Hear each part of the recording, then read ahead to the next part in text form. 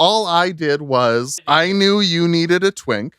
And I was like, what horror character? Because I think that's why there aren't twinks, is because like generally the horror character is like a big imposing usually body somebody who's big, that doesn't twink. So I was like, who's a smaller horror villain? Like Chucky can't count. Chucky's also a Muppet, and we don't have any Muppets in the Dark Universe. Chucky is not a Muppet. Chucky is not a Muppet. There are new people who are watching and listening to the show for the first time, and I have to put my foot down. Chunky is a Muppet. Chucky is not a Muppet. In 2022, two writers came together to finish what Universal Studios couldn't. A cinematic universe of monster movies called the Dark Universe. After 3 years and 30 scripts, their project was finally completed. Now, in 2026, they're back to attempt what's never been done before, a completely original cinematic universe entirely in podcast form. I'm Dalton DeShane. And I'm Dylan Roth. And you are now entering the Pod Universe.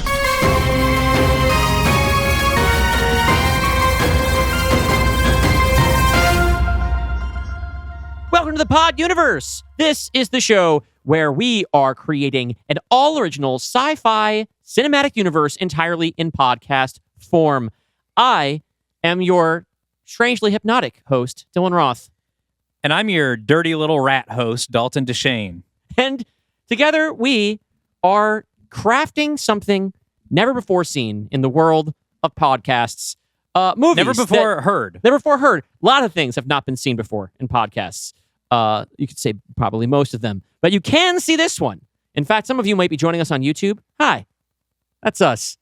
And we are here with a delightful guest. For those of you who are not watching, Dalton made a very polite gesture with their hands at you. Yes, and you know all those polite gestures that you can make, with that one can make with their fingers. Yeah, the polite ones. Yes, there really needs to be more of a counterbalance with those. Yeah, shouldn't there be like an anti-bird? Well, there's a thumbs up. That's true, a thumbs up. People like a thumbs up. Thumbs up is good. Oh, but thumbs up has a thumbs down, so it balances that's back already out. Balanced. To There's not a reverse and you know what? bird. The peace sign maybe is the reverse bird. Maybe it's like... Yeah, but that also has its balance because you can do the British bow thing. finger. Yeah, the British thing where you do the Japanese culture, it's victory. Like Mario, like when he does a peace sign at the end of Mario 64, that's victory, not peace. And then you can also stick your tongue between it, and it's like you're eating pussy. That's true. Which Some could be people take insulting kindly. or That's could true. Be kind. Throwing up the horns is universally, I think, pretty good. I don't think a lot of people will see you throw up the horns and feel threatened or Conservative Christians they might don't like it. Unfortunately, I am going to have to bring up that we're all being canceled because this is all ableist, because American Sign Language does exist. And there are plenty of nice things you can say with your fingers if you would just be bothered to learn for the sake I was just of about to bring it up. But again, Frank. like the thumbs up, thumbs down, I think it balances, right? Because I think, are there more nice things you can say in the world than mean things you could say in the world? If you're a deaf listener, let me revise that. If you're someone who uses our transcripts or watches the YouTube show with subtitles, let us know if there are more nice words in ASL or mean words in ASL, and we will read your comment on a future episode. Now and then. Wait, I know we have a deaf listener, the real Nick Morton in our Discord. That's true. Yeah, hard of feeling. Yeah.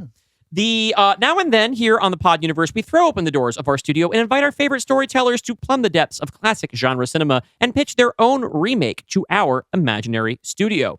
Our guest this week is a prolific YouTuber whose multiple channels cover video games like Elden Ring and Hades, plus tabletop games like Dungeons & Dragons and Magic the Gathering. If you want to know how to build an iconic pop cultural figure in 5e, this is your guy.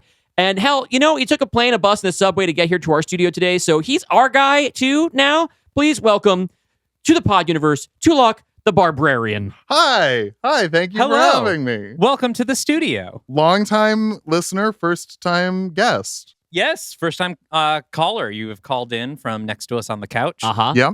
Very nice to have you here in person in the studio.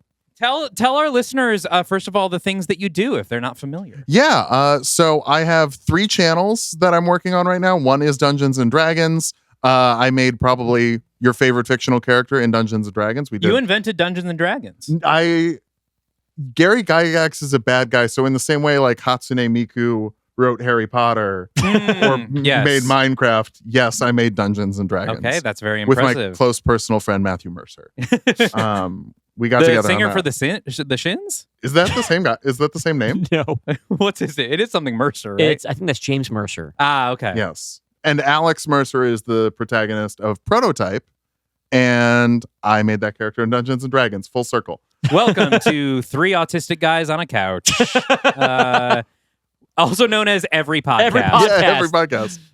Anyway, sorry, I interrupted you. You invented Dungeons and I Dragons. invented Dungeons and Dragons. I play video games and play them incorrectly. I do tier lists for Hades, and then I do Magic the Gathering. And if you like Magic the Gathering, but hate playing Magic the Gathering with like good cards and you want to use bad commanders instead, I'm your guy. I just started Hades 2, and I'm very disconnected from the discourse. Do people not like it? People don't like the ending, but they Okay. patched the ending so the ending is better. Okay. Now, is it the kind of thing where people were mad because they didn't like what happened in the ending and the storytellers decided, no, we'll change what the ending means, like with Mass Effect 3? It's sort of a Mass Effect 3 situation. To avoid spoilers, the original ending would be like if Endgame ended with Tony Stark asking Thanos to be nice, And then that he worked. said, "Oh, you're right. I'll be nice now. I'm Mhm. sorry." I could be sold on that. I think we're going to have to kill this guy, Yeah. Steven. Ant-Man, get out of his ass. He's changed. He's good now. Yeah. Or get back in his ass. yeah. He's changed. Different He's good style. now. Yes. Yes. He has some conditions. Well, welcome. Now, when did you reached out? Similar to one of our recent guests, Vera Drew, you reached out to us because you had discovered the show independently. Yes. Is that correct? Yes. So one of my editors, the lovely Kate Hogan, if you need any videos edited, I guess get in those comments. He'll Yeah. find you. But he recommended your podcast right before the end of the Dark Universe saga. And then I binged all of it while I was going to various cons and stuff. Ah. And there was one fandom episode where the fandom was talked about. Yes. With Frankie Starker, I Yeah, that was believe. one of our Yes. very first guests. Yeah. Yes. And I started thinking of a pitch based off of a need that y'all had. I know exactly what need you're referring to. Yeah. One that did we ever resolve? Not really. I mean, we kind of This is for old heads here because Yeah. I know that there are folks who go back and listen to the canon pitches. I don't know how well remembered this particular conversation would This be. also might be a lot of people's first time listening. Yes. Hi. If you're simply a fan of Tulok's game, Dungeons and Dragons. That's Yes. true. You do cast a pretty long pop cultural shadow. That's right. Yes. I'm pretty sure Stranger Things owes you some money too. They've been paying out. That's how I was able to get here. Oh, right on. I'm using that Stranger Things money, which is that Dungeons and Dragons money. Paid you that bus fare. So yeah, in that episode, we were talking about how fandom likes to create pairings, usually queer pairings, and that there are archetypes and dynamics that are supposed to be represented there. And there was a demographic that we were neglecting. And yeah, I don't think we ever properly patched that. It was the twinks. We didn't have a twink. And one could argue maybe the thing is like we aged up Hunter, but I don't think we ever aged them up to be of age. So you don't want an I don't feel underage comfortable Yes. super sexualizing. Even I'm though sure. I believe the actor is the actor is an adult. Yeah. the actor is Yeah. an adult. And actually maybe after the time jumps, I don't know. But we'll take Hunter off the table. Yeah. I was thinking you made Quasimodo very live That's true. and Yeah. flexible and fast. He's maybe a twunk. Yes. Yeah, By the he way, feels like he's open too hand, hop-heavy. open hand monk. You literally used the phrase "flurry of blows" for the people who want Open building hand twunk. character Is that show. what you said? Oh, open hand twunk. Open yes. hand twunk. Yeah, you literally. I remember listening to the episode, and you said like he lands a flurry of blows, and I'm like, oh, perfect. Then my job's done here. Yeah, so basically you're telling me that the pitch you brought us today all stemmed from one episode in phase 2, and you were like, I can make the perfect twink, the Dark Universe twink. The Dark Universe twink Tumblr sexy man type. Nice. Okay. Okay. I think that's what you needed because I don't know who in the Dark Universe would qualify as a Tumblr sexy man. Yeah. Which I think the requirements are morally questionable actions. Yeah. Skinny Uh-huh. End of list. We have a lot of old man Tumblr sexy men, like Mads Mikkelsen, right? Yes. Like Mads Mikkelsen is already getting fan cams and stuff. Yes. I'm sure, even Jack would probably have some. Yeah, and that's more like because he's just a very sweet and he's very pure. He's a muffin. He's yeah. that kind of guy that people like to make fan cams about. Now, what are your twink bona fides? What are your Tumblr credentials here? Why do you think you are the person qualified to What to fill gives you this the hole? right? What gives you the right to bring us a Because twink? I'm the person who brought you one. Okay. That's my qualification. I am That's the fair. token cishet member of my own Discord. Okay. Yes. So I just brought you a twink. I can't. I certainly can't point any fingers. Yeah, I can relate. I can relate. Yeah. I'm like the only cishet member of my own community. Like Mhm. my Twitch chat is a veritable pride parade, and I'm just like, hey, I'm doing the bare minimum, being nice. And talking about D&D. Yeah. We should explain to people that this is not going to be a normal guest episode. That's right. Tulok has done something that we have intentionally never asked anyone to do because we thought, who would do this? Normally, in between our own scripted episodes, Dalton and I are usually bringing in, like 70 to 90 page screenplays that we read to each other in workshop. But we Yes. don't ask guests to do that because it's very time consuming. And then we would never have guests. we would never have guests because who would do this? Mhm. Instead, we ask people to come in and just kind of talk about an existing movie, and then we spend some time talking about what your movie that you would write might look like. A loose pitch. A loose pitch. Like, what's the idea of a movie that you have? And then we talk about it. Sometimes those are as bare bones as like a single line or casting choice. Sometimes I think the biggest we've had up until now was Avery Edison's pitch for Village of the Damned, which So did good. have scripted out, like it was It was a scripted proper sort of outline. It was a scriptment in that it yeah. was, this is what's happening in this scene. Okay, here's a scene I'm going to write out for you. Yeah. And that was a very, very popular episode. So, big shoes to fill, but also what a check. What a gift, in fact. Mhm. You brought us like a full ass episode of the show. Yeah. Yeah, you have how many pages is this screenplay? It ended up at 66. Okay. So we are not going to do what we normally do, which is spend 45 minutes talking about sort of whatever the original property is, because this would then end up being a 3-hour episode. And instead, we're going to do it Dark Universe canon pitch style, where we just kind of go through the script. Yeah, right? and we'll We're gonna read it read it. together, Well, and we'll interrupt the script now and then to talk about what we've just read, and to kick the shit out of the script if it sucks. Yeah. Yes. and to lavish you with praise if it's great. You're going to leave here crying. I already was. I actually, though, I'm a big fan of the podcast, so I also brought a gift. Gift? Again, my editor, the lovely Cade Hogan, Yes. was the one who got me into the podcast Mhm. and wanted to contribute something for my episode. Okay. So one of my favorite things about going to a movie is the trailers that play before the movies. Okay. So this is not my pitch. This is just, imagine you're sitting down with a nice fragrant bucket of popcorn. A fragrant bumpkin of popcorn. I think is what you're gonna say? You're getting a blumpkin of popcorn. No. You sit down in the theater, nice fragrant bucket of popcorn. Yes. And the trailers start. And this is what you're going to get before my Before this actual movie. pitch. Okay. Yes. We're bringing the lights down now for the audience. We're going to watch it for the first time here, and then we'll be right back. Okay. Christine Campbell, an executive at Edison Motors, played by Julia Louis-Dreyfus, enters the R&D floor. All right, nerds, blow my mind. Show me that self-driving car. Johnny Galecki, playing a huge nerd with glasses. This is the car having intelligence so that artificial intelligence now enhanced. It's a bit of a mouthful, Christine Campbell. We call it Christine after you, Johnny blushes. Wait, so it's a car called Christine that drives itself with AI? Christine replies, yes, isn't that a good and cool twist? It is good and cool. Cut to Justice Smith playing... Sorry, you have not cast Justice Smith in anything yet. So I have I have some bad news on that front. We may have to get a Justice Smith type. Okay.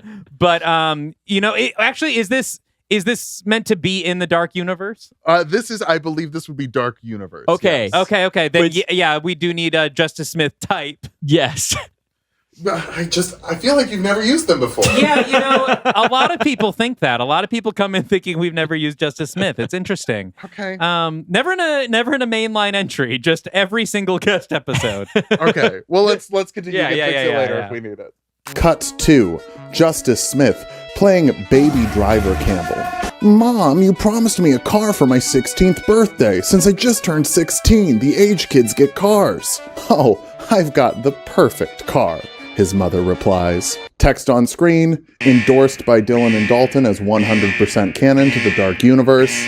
Cut 2. Justice Smith behind the wheel of Christine. Wait, so even though you're a car, you're in love with me? A human boy?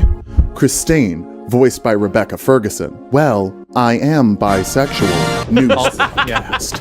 A rogue AI has been killing people at the local high school. Oh no, how will I stop this self-driving car? Christine screams, watching the TV. If you don't drive the car drives you. Dominic Toretto smashes his car into Christine. Lots of car smashing action. Text on screen from the director of Crash. Which one? Then more text on screen. Parentheses, the good one, not the best picture winner. Okay, good. Dom, you have to get Christine on the ferry so it can go to that abandoned island. Baby driver screams. Cut 2. A ferry arrives at an abandoned island. The sign reads, Ela Nulong. Title drop. The Fast Adventures of Furious Christine. With an AI after the Christ part of Christine. Rated R. That's why Thank you. Julia Louis-Dreyfus was in it. That was a long wind up to a New Adventures of Old Christine.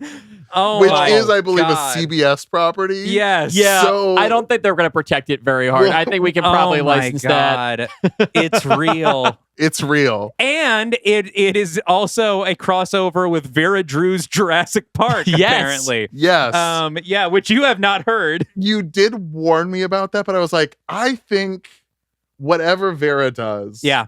This is we can just compatible. assume this meets up with it Mhm. at the end. Yeah. We'll make it work. We won't. We don't worry about it. This is Dylan's dream come true because Dylan always wanted to do the Fast and Furious with Christine, but you never came up with the New Adventures of Old Christine. I did not. And the idea, first of all, I never got further than the title. And then I got distracted by the idea of wanting to do Fast and Furious presents Roman and Tej meet the Wolfman. That's right. And then I didn't really go any further with it. Now it's real. Now it's incredibly real, and we just saw it, and so that will be coming out. And yes, it is 100% canon. Yep. We have endorsed it. They endorsed it. We have endorsed it. It was on screen. Incredible. You also didn't think of casting Justice Smith, and that's true. I've pretty never in. considered casting. never Justice considered casting Justice Smith. Smith. Who is that, by the way? Dressed cunty in this movie, I will say. Yeah. Like, really, for a 16-year-old, really the age Justice Smith showing should out. be playing. Yeah. Oh, of course. Yeah. Hey, so Justice yes, Smith thank type you, and is. thank you to your editor. Thank you, Cade. Thank you, Cade. Shout out to Cade. so who much. I think Cade is part of the Discord or used to be part of the Discord. Might be. I don't know. Maybe I just recognize him from Instagram comments. But shout out to Cade. Yeah, that was wild. I had to make sure he got a shout out because he got me yes. on the pod, and if I wasn't into the pod, I wouldn't be here. That's right. Likewise, I got to give a shout out to my cousin Kevin, who let me know about your show. Yeah. And I kind of indirectly got us talking to each other. So that's pretty cool. I did my traditional move when I want to guest on something, which is I go into the Discord, I go into the comments and wait for someone to recognize me. And then I can be like, oh, I'm so famous. Oh, I suppose if you'd have me on your show. Must be nice. We should try that more. That's a I move we got to pull. I don't think that would work out for us. Probably not. Depends on the Discord.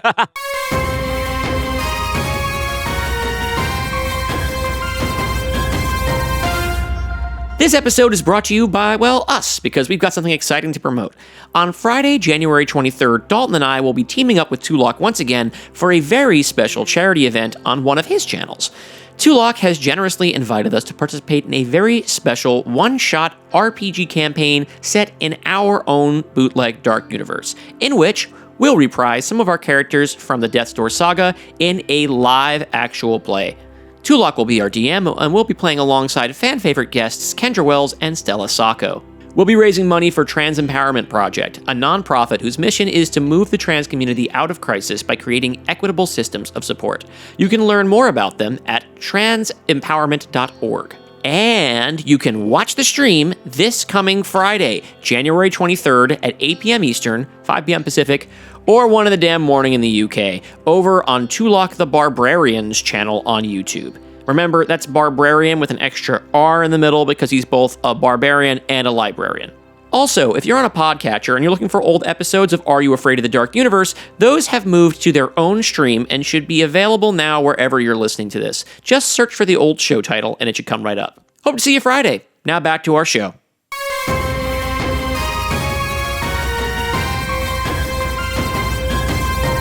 All right, now, but that's not the movie you came in to pitch. No. You come in to pitch something else. A very big tonal shift. Yeah. I have come in to pitch based on, of course, everyone remembers I think it's 1973 NBC musical comedy version of The Story of the Pied Piper.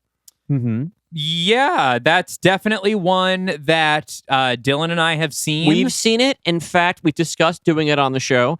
And all of the fans have been, this is like the new Abbott and Costello Meet Frankenstein, where ever since we started doing guest episodes, first they wanted Abbott and Costello Meet Frankenstein, and then once we finally delivered on that one, everyone's like, yeah, but what about the Pied Piper musical? But the thing is, the fans don't really trust us to do it. They're like, we really want the Pied Piper musical, but we don't think you two could really write a convincing one. So I'm glad you've shown up now to...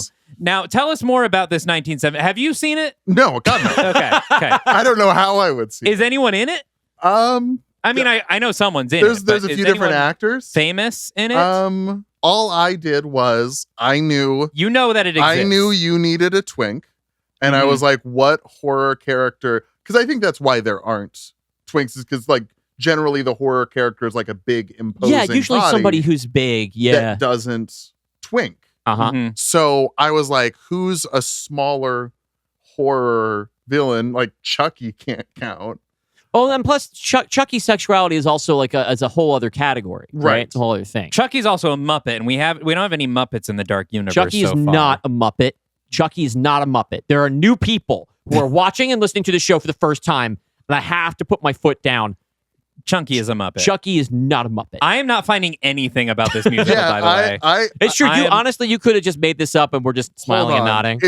On the Wikipedia page for the Pied Piper, there's a list of adaptations. Hold on. I'm not a liar. 1970 what? 1970 something. So this is not one of those TV specials that someone eventually did get around to like putting on Letterboxd. For you to log, which no one has ever or will ever log. Oh, maybe. I was the first log on a film. Van Johnson starred as the Piper in NBC's studio adaptation, The Pied Piper of Hamelin, 1957. It is 57. Okay, I am seeing that one. Well, I was looking for one from the 70s. It's a rat of a different color. The whole thing is on YouTube, actually. Oh. All right, well, we're going to pause for a second, then we're going to watch that, and then we'll get back to it. It seems like you did not do your due diligence, because Hal Stanley Presents The Pied Piper of Hamelin is right here. Directed by Brattain Windust. What a... Wow. Oh, wow. I love Brattain's filmography. That is a British name. It's literally almost written as the name. Brattain Windust? Yes. This is before the invention of LSD? That's right. Wow. British people used to always be named stuff like that. And they would just do Wind Dust, and then they would make a musical out of... Ice-T is breaking down our door right now to tell us about the dangers of wind dust. Wait, so you decided you wanted to do the Pied Piper and then looked this up to make sure you could justify to make sure it was a Universal property, and if it was an NBC... Yes. Yeah, that's true. Granted, this is a character of folklore, and you could have got me... Like, there's a DC Comics character who is also the Pied Piper. Yes. And also a twink. Probably. it would be a weird choice to make like a big beefy guy your Pied Piper. Yeah, I mean, all right. So an interesting thing, Pied Piper is one of the first canonically gay DC anti-heroes. 3 autistic guys on a couch. The podcast. I think it was a mistake though, because they made it a musical comedy. Okay. And I feel like the Pied Piper story is maybe I again didn't do my due diligence here.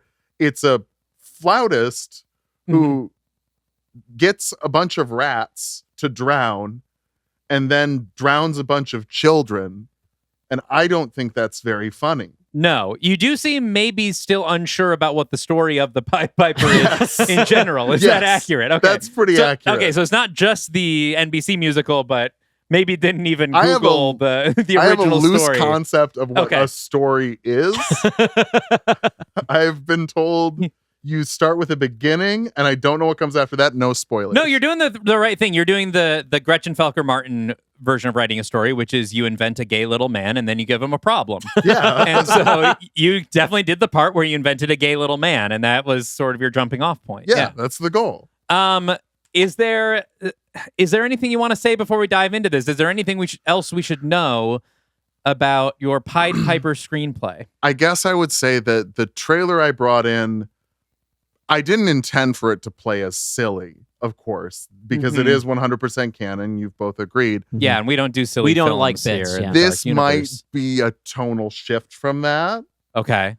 So let's all hold hands and jump in together, but also maybe not expect the same tone as the Fast Adventures of the Furious Christine. Okay.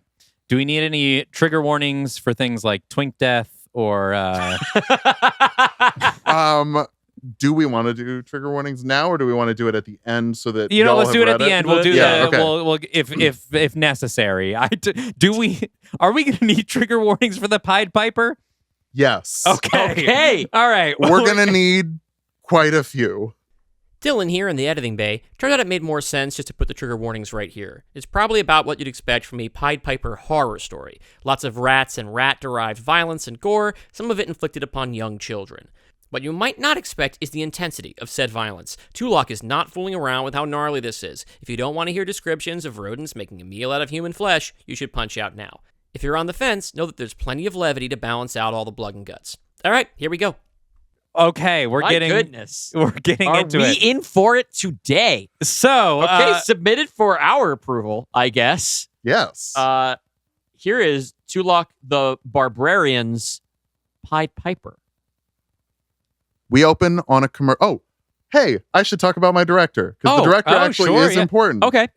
I'm glad you're honoring the format of the show, which is us forgetting to talk about the director until after we've already set up that we're starting the movie. But I think the director matters here. I chose Michael Giacchino, who is primarily known as a composer, but did direct Werewolf by Night, the Marvel Halloween special. Yeah, he is a horror director. He is. Yes. And also won an Emmy for a little show that we might have some fans of in the building called Lost. That is true. That is true. And he's done many Star Treks. Yes. Yeah. Both as a composer and a director. We love Giacchino here in this household. Yeah. So I thought this is not a musical, by the way. I didn't go that hard. I know a guest bringing a musical would be truly next level. The precedent has been set that's an option in. If we have first-time viewers, there are musical episodes of Are You Afraid of the Dark Universe? Yes, there are. And they are fucking fantastic. Yeah, your next time you come on, you'll bring a musical. I'll bring a musical. Yeah. A musical version of The Fast Adventures of Furious. Oh, that would be so good. Okay, so a Michael Giacchino film. All right, let's dive in. We open on a commercial. Katherine Hamlin, early 30s. Picture a Poppy Liu type. I don't know if y'all watch Hacks. I do not. I haven't seen it. You should watch Hacks. She's Kiki on Hacks. It's a supporting role in the show, but she's lovely. She wears a modest blouse and some mom jeans, walking through the produce aisles of a commercial-ready Hamlin superstore. It's lit in that corporate white light that saturates every color to eye-straining levels.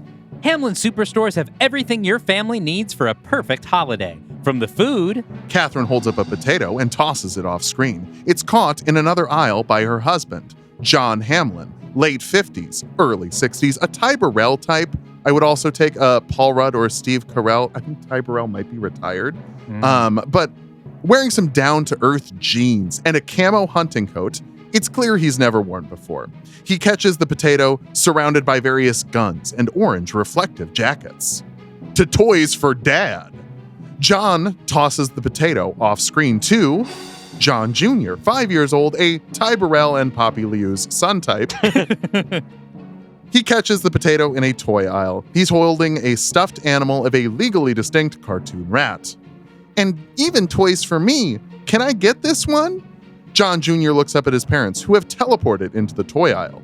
Catherine is now holding Penny Hamlin, less than a year old, a baby Ty Burrell and Poppy Liu type. John puts his arm around them and smiles a saccharine grin. Of course. You've been a very good boy this year. John tussles his son's hair. Hey, what am I supposed to get him now? The camera whip pans to Santa, played by a Santa type, wearing a Santa suit and carrying a giant brown bag. Sorry, Santa. With the great deals here at Hamlin Superstores, I think you'll have to be a little quicker this year. The Hamlin family leans back in a mutual, full belly laugh. Santa scowls. Thanks for bringing in your own reusable bag, though. Remember, if you help save the planet with a reusable bag, Hamlin Superstores will give you a coupon for 5 cents off per gallon at Hamlin gas stations. It's our way of saying thank you. Though, I guess this guy would probably prefer a discount on reindeer food. John mugs the camera and points at Santa with a get a load of this guy energy. The music swells for a stinger. A better life for you and your family. That's the Hamlin promise. We move in to a dark, dingy den. The camera zooms out of a portable TV screen, rabbit ears, something out of the 90s, playing the Hamlin Superstore advertisements. It's propped up on an old wooden table in a dim, dark room. Flute music begins playing. It's confident and echoes with the sounds of dripping water and scurrying and squeaking. A shadow is cast on the wall of the Piper. The Piper only seen from behind at this point, but picture a Robert Sheehan type, early 30s, gaunt and dressed head to toe in a faded, striped pastel clown suit. In front of him, a music stand with handwritten sheet music and Gary, late 60s, a John Carroll Lynch type. Yeah. You've cast John Carroll Not Lynch. actually John, but a type. This is a type. You know Yeah. what? I love him so much. Let's bring him back. That's true. You killed him off immediately. Yeah, Yeah, he just had a cameo. I wanted to prove my bona fides. It's Okay. the opening of the Black Lagoon, That's right? right. That's true. He is the German Willy Krauss who dies of cancer. Well, he has cancer and then he kills himself. I remembered that on the bus ride over here, and I was like, fuck. I love John Carroll Lynch, so we're double casting him, baby. Okay. Because the Justice Smith thing was like a joke of how many people have brought in Justice Smith, and I was like, but I would never do that because I know everyone who's been cast, and then I did it. So it's a John Carroll Lynch type. No, it's him. Gary wears ragged, street-worn clothing. A messy beard covers the lower half of his face. He stares at the ceiling with empty eyes, drifting to the music. His arms start to float upwards as though being puppeted, one stretched out and still, the other flowing back and forth as though it were pulling a bow across a violin. A discordant note plays, and Gary's bow hand strikes his forehead firmly. The Piper stops, scribbles a bit on his sheet music. Gary comes out of his trance and starts looking around. Wait, what's happening? The Piper begins playing again. Gary's mouth drops agape, and he resumes miming his violin. We cut to the Hamlin house. It's very well decorated. The flute music gets markedly less confident, but continues through the scene. It also is now a song the audience might be familiar with. The Dance of the Sugar Plum Fairy, royalty-free, baby. A long oneer plays out.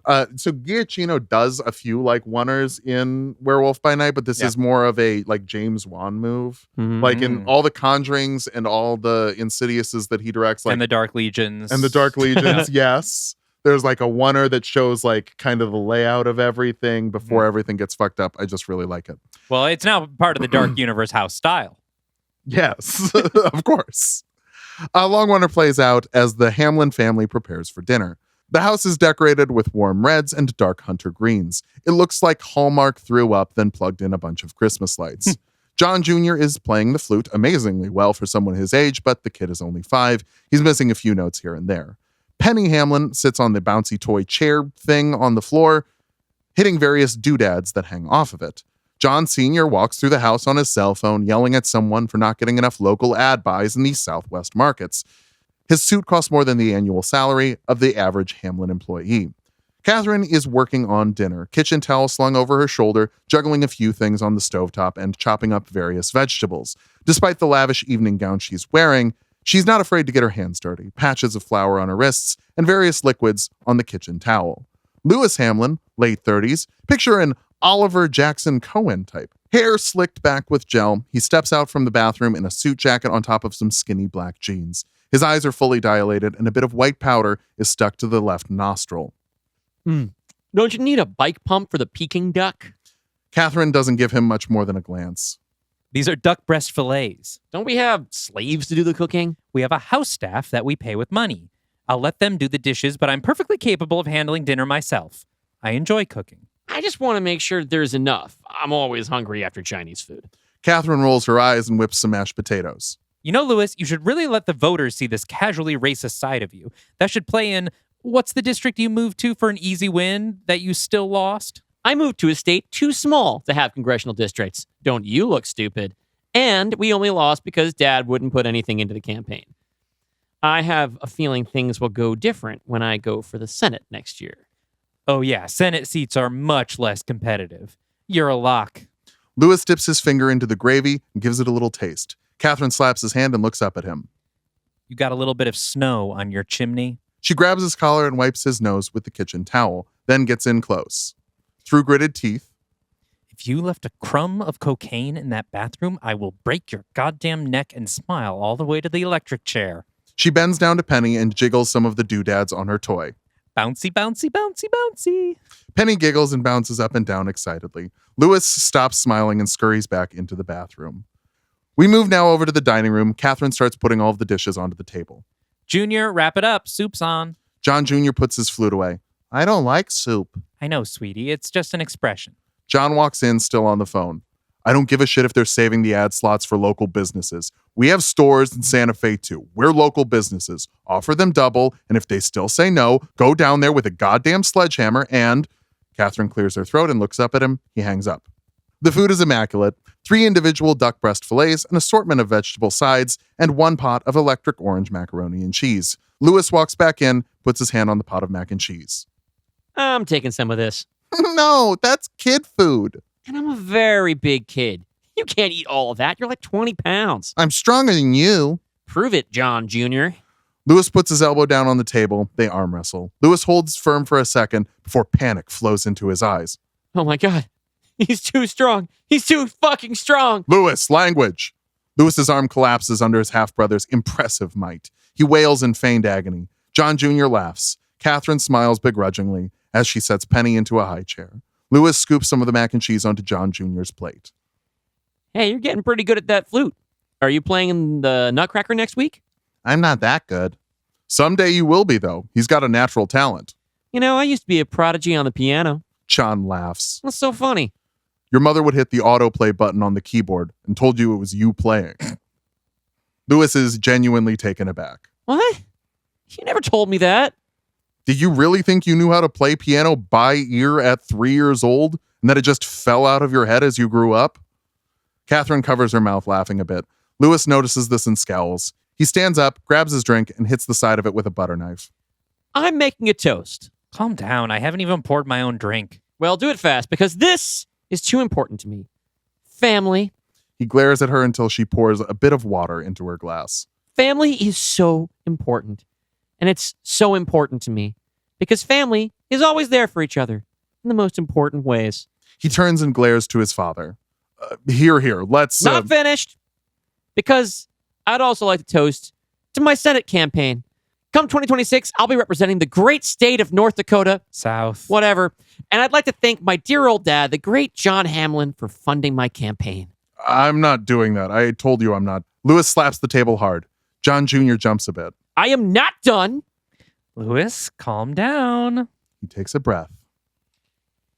This is a toast, not to family, because apparently that means nothing to you. Again, glares at John. This is a toast to, let's say, He turns to Catherine. charity. Catherine stops smiling. The color completely leaves her face.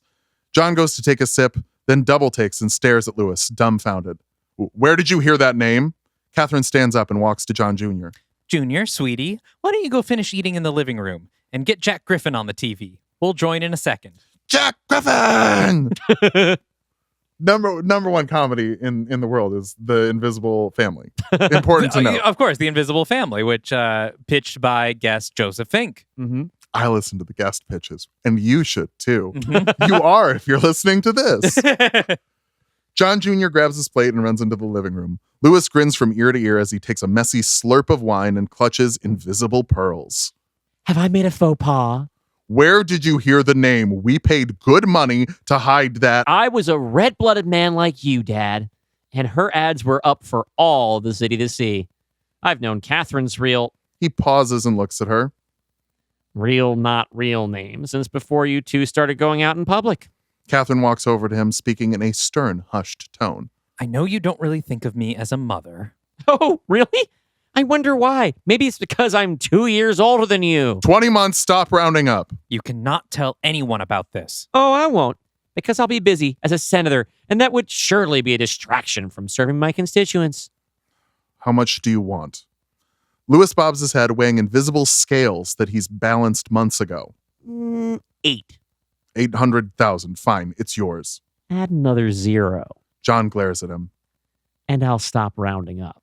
He sips his wine triumphantly. Later that night, the Hamlin family sits in front of the TV watching The Invisible Family Christmas special, which was pointed out is ironic because Jack Griffin is the only Jewish member of the Daltons. And yet, he has a Christmas special. He loves Christmas. He does love it. A lot of Jewish people celebrate Christmas. Yeah. It's fine. It's tense, but John Jr. is enraptured, none the wiser. On the TV, a ladder is set up next to the modest suburban home of the Invisible Family, decorated with Christmas lights. No actors are visible. Thank you so much for setting up the Christmas lights, dear. Of course.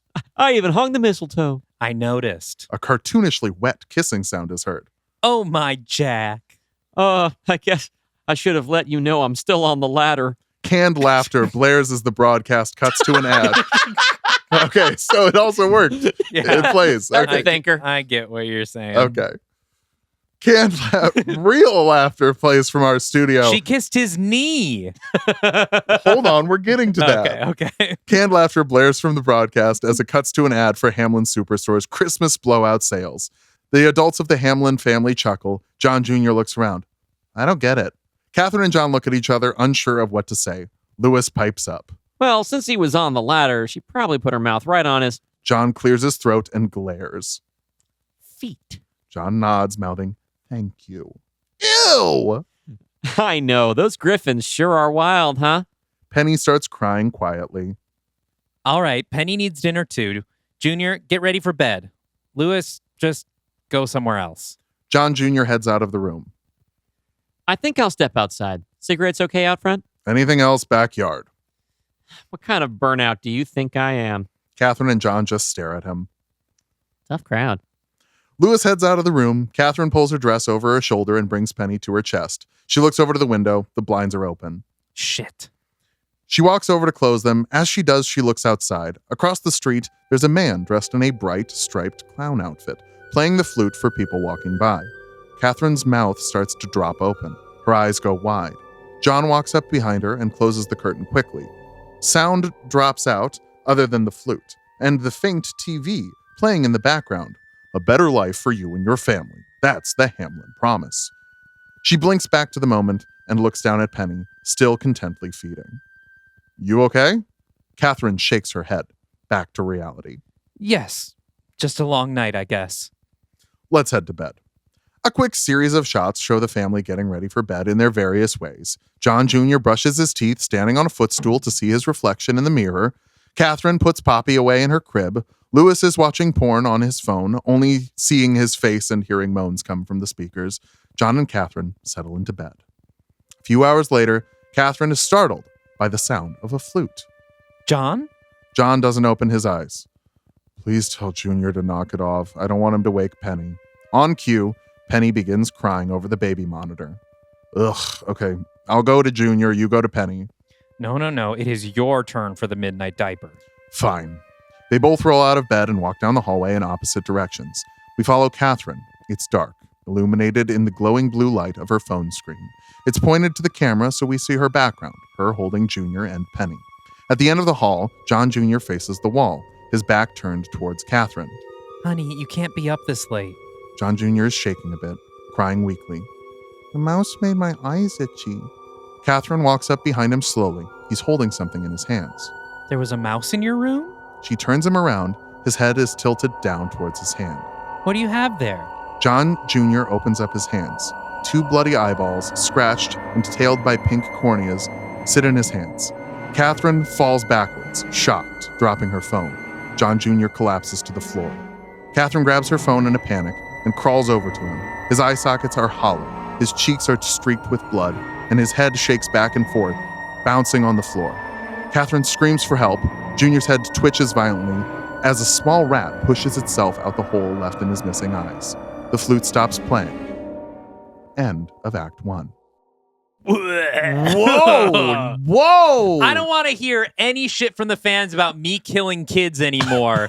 it's you fans like you We like it! that come in here and scratch out a kid's eyeballs. Fuck. That is, we talked on the show before about how one way to immediately establish a sense of terror in your audience is for your first violent image or your first kill to be just like so outrageous that you are tense for the entire rest of the movie, expecting something as shocking or worse. We've also talked about with The Exorcist starting at that point and then only getting crazier from there. That's right. So we don't know but that's the which thing, one we don't you know. have It could brought go us. either way. Yeah. Sorry, are you saying I went hard on the first kill, or are we saying you expected better from me? No, that's pretty intense. That is fucked, is what that is. pretty fucked. But in a way that is in keeping with the mission of our show, yes. which is making horror movies about things that maybe no one would pay to produce, but that we would enjoy because there's something wrong with us. And since we pivoted to the pod universe, we've been in the sci-fi mines for a little bit. And so it's nice to return to some really grisly, nasty shit that I would have put into a script, back in the day. Yeah. Thank you. That's a lovely return. Now we should maybe, I want to summarize the family dynamic just in case people didn't get it as we were going let's through the unpack script. what we've got. Yeah. So we've got Catherine and John. John seems to be the owner of the Hamlin supermarket. It's a superstore. Walton family. Like a Walmart type thing. Sure. So we've got Catherine and John, husband and wife. Catherine is much younger. Seems to be the new wife. Yes. Yes. And the implication is that she was some sort of sex worker prior to Probably an the exotic marriage. dancer, I'm guessing. A sex worker, escort. Okay, Yeah, escort, someone who would have an individual ad up somewhere. Yes. she's been a NORAD Mhm. now into marriage. Yes.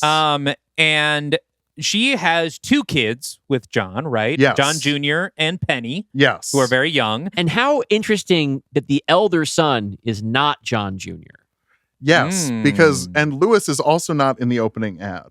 No, Yes, he is the family shame, but he won't go away. Fail son. Yes, Yes, he's he's the absolutely fail a son. fail Classic son. fail son. But like he is, first of all, fun character to play. Appreciate getting that role. Of course. That's been fun.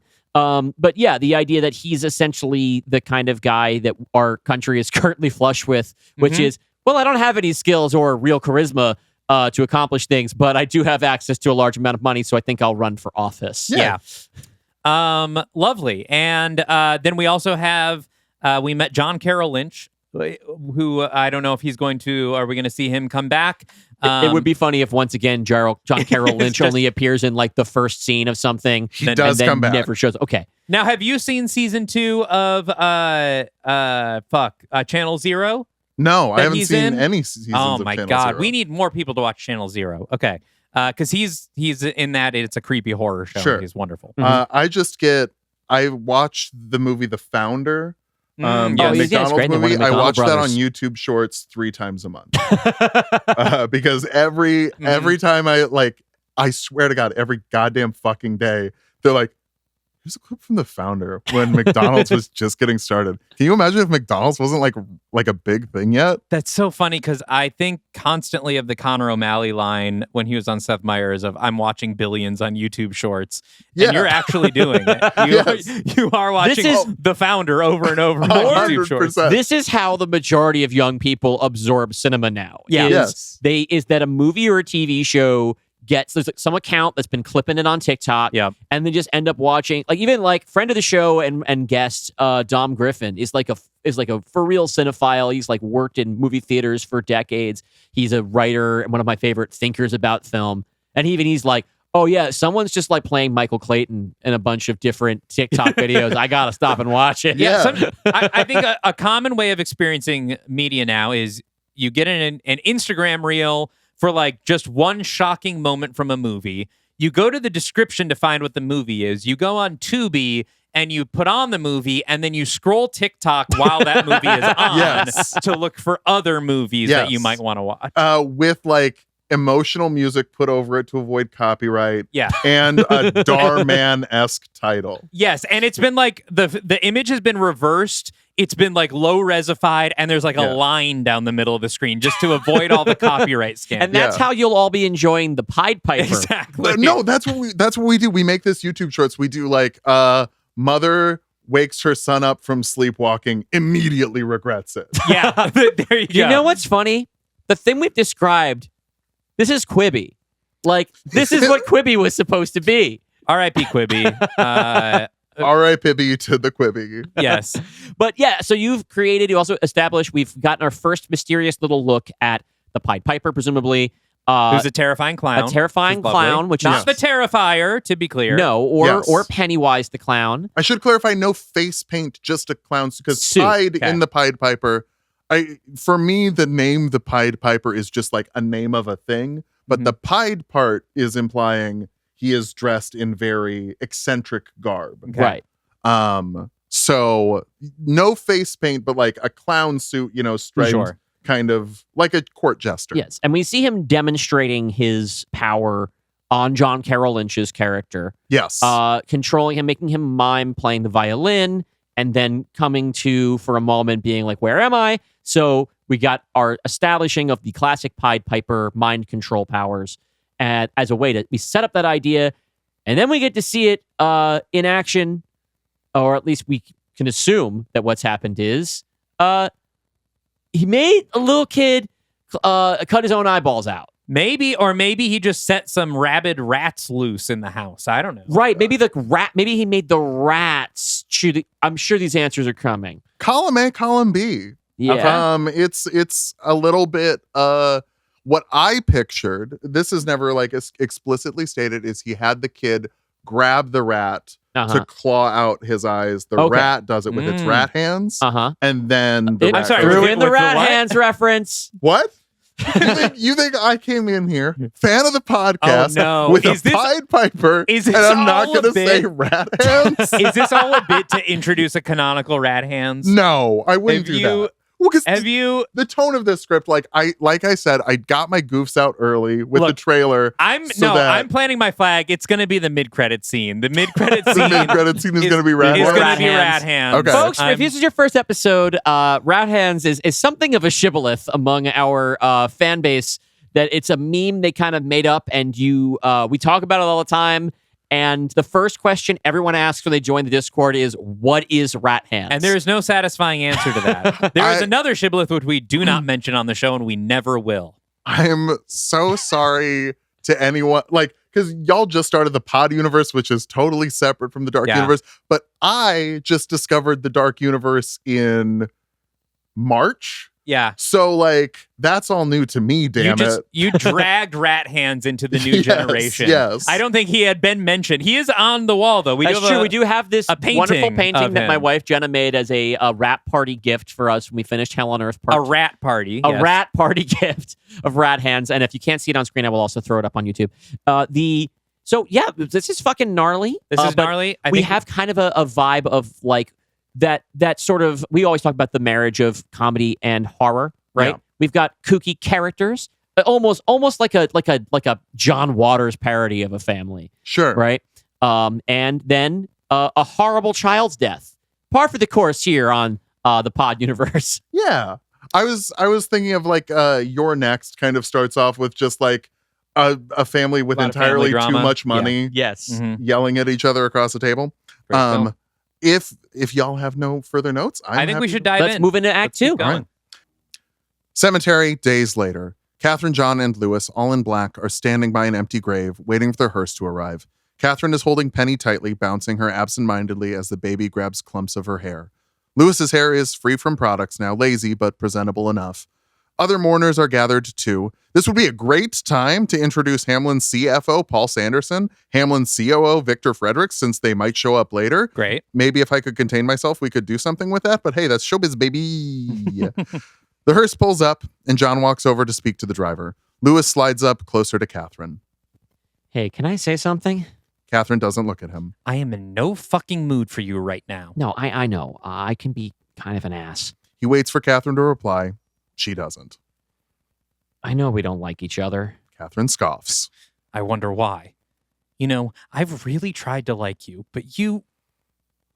I'm the worst. I know that.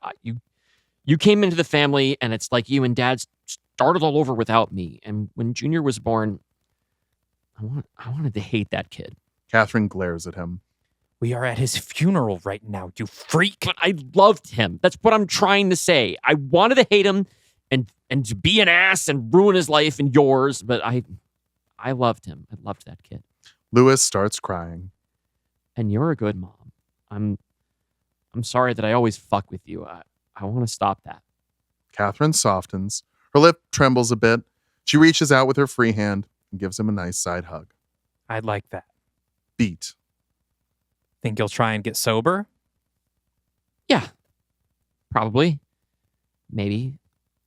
Probably not. One thing at a time. John calls for Lewis to join him as a pallbearer. Catherine stands alone with Penny. Funeral stuff. We could do more of it. You've seen funeral stuff before. Scripts. Pages. A small group of musicians plays somber music as the casket is lowered into the ground. Catherine is sobbing deeply. John holds her stoically. Lewis is trying and failing to keep himself composed. The coffin stops and the winch pulls away. Catherine spots something. A few feet into the hole, the wall starts to shake. Loose dirt falls onto the lid of the casket. A rat pokes its head out and flops onto the coffin lid. Catherine screams. The band stops playing. Everyone stares at her. She looks at the band and then spots him. The piper, dressed in a dirty striped clown suit, hardly containing his laughter, enough to keep playing the flute. You motherfucker! Catherine pushes Penny into Lewis's arms and charges the piper, tackling him into a cellist behind him. She starts wailing on him with her fists before being pulled off by John. Let me go! It's him!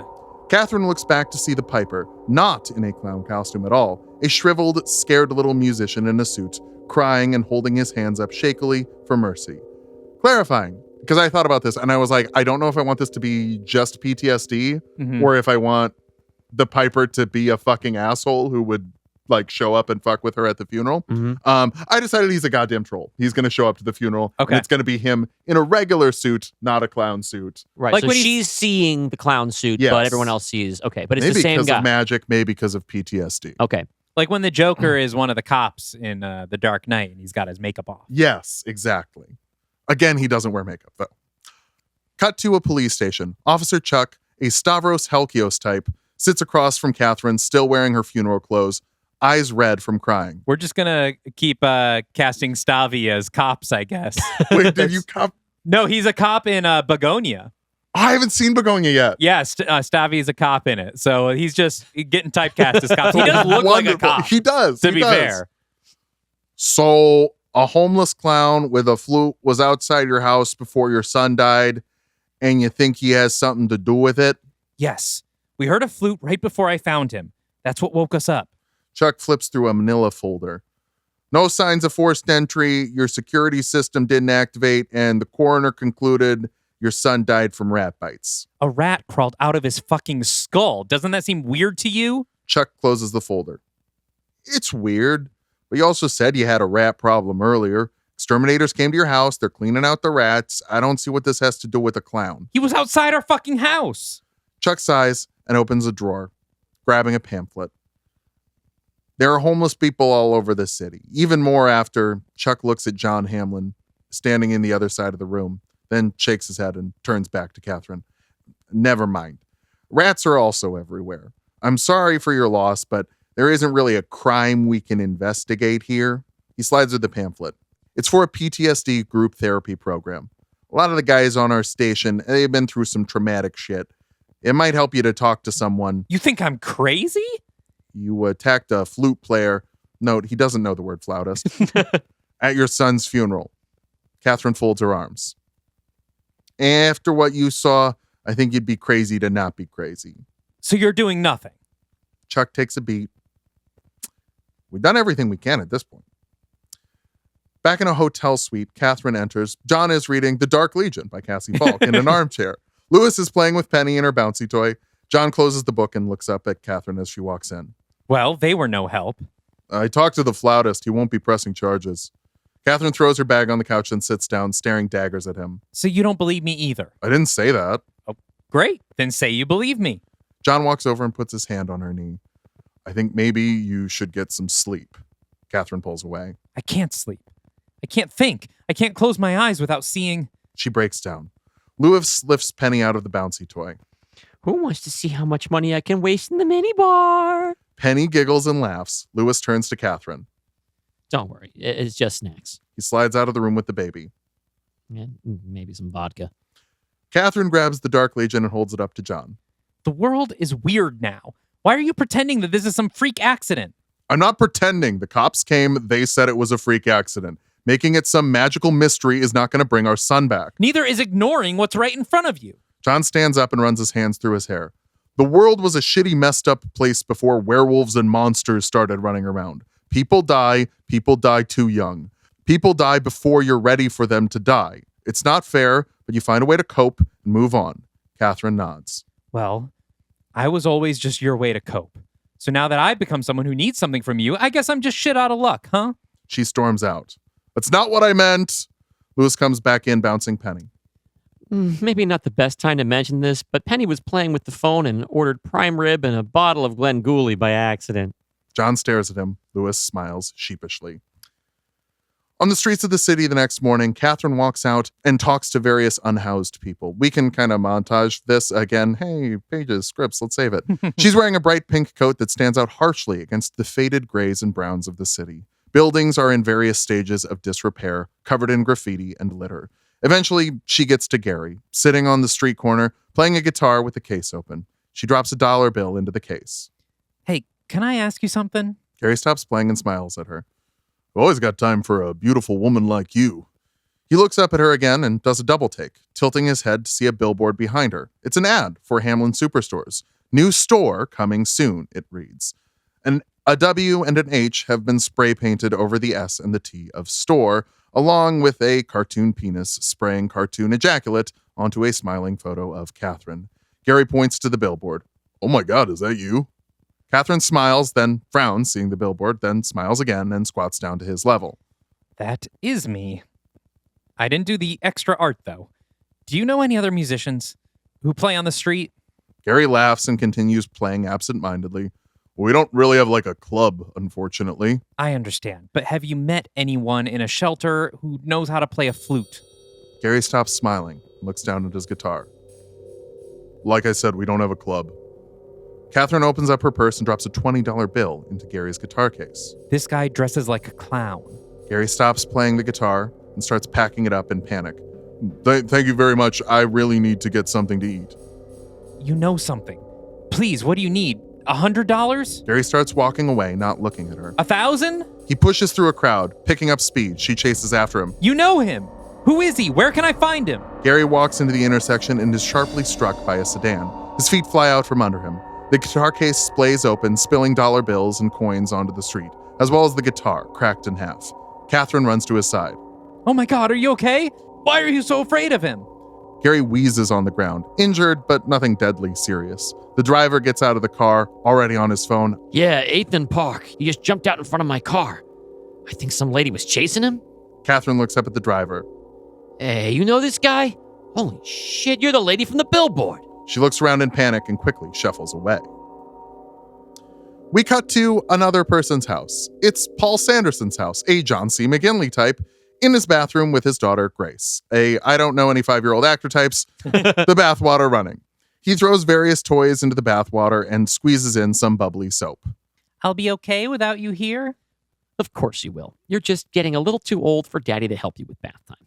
What if there are snakes? Paul stops putting soap in the tub and shuts off the water. Snakes? Billy Weston said that snakes can crawl out of the bath drain and then bite you when you die. Paul sighs. I'm afraid your friend Billy is very stupid. You'll be fine. The door is unlocked. I'll be waiting on the other side of the whole time. If there are any snakes, I'll come beat them up with my huge muscles. Paul flexes like a strong man. Grace laughs. He walks outside and shuts the door, pulling up a small chair. A few seconds later, we hear splashing. Paul pulls out his phone and starts scrolling through messages, emails from the Hamlin Company. A flute begins playing. Sweetie, no iPad in the tub. If you drop it in... He pauses. On his phone, he types, iPad, bath, electrocution, scrolls for a second. As he does, the bathroom door locks. Paul pauses and stares confused at the door. He grabs the handle. It holds firm. Grace, unlock the door. Splashes start up again. Grace, get out of the tub and come unlock this door right now. The splashes get louder, more violent. Grace, unlock the door. The splashes stop. Paul steps back and puts his shoulder into the door hard.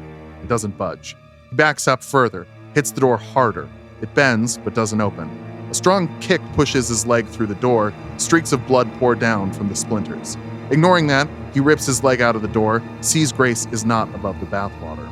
Paul reaches his arm through the hole, finds the lock, unhitches it, and rushes inside. He reaches into the water and pulls out his daughter. Her face is blue. She's not breathing. The flute stops.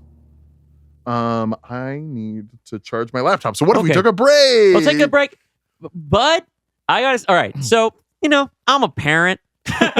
This one getting to you? Well, all right. So the fantastical death with the rat scooping out the kid, chewing out the kid's eyes is actually like that's kind of fanciful. Yes. Right? So that is less intense to me than the kind of mundane, your child is drowning in the bath and the door is locked. Yeah. That is not fanciful at all. That is just fucking rough. So we have taken this story has only turned darker.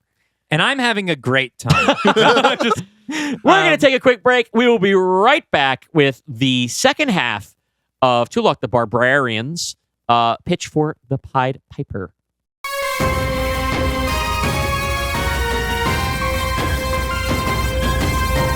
This episode is brought to you by Formula Infiniti from Wes Franks of Carrion Comfort and published by our friends at Plus One EXP. It's a sourcebook for Orbital Blues, a tabletop role-playing game set in the far-off space western-influenced Sutler system. Formula Infiniti specifically focuses on the high-octane world of professional high-class Formula Grand Prix, the dust and muck-covered low-class realm of stock car racing, and everything in between.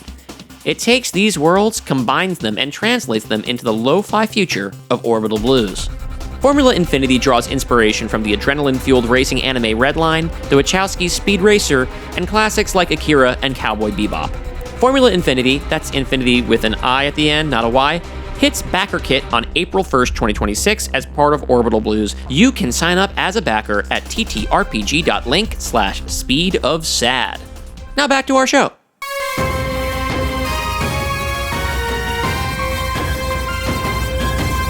Welcome back to the Pod Universe, but kind of a throwback episode today as we are doing a full Dark Universe script Yeah.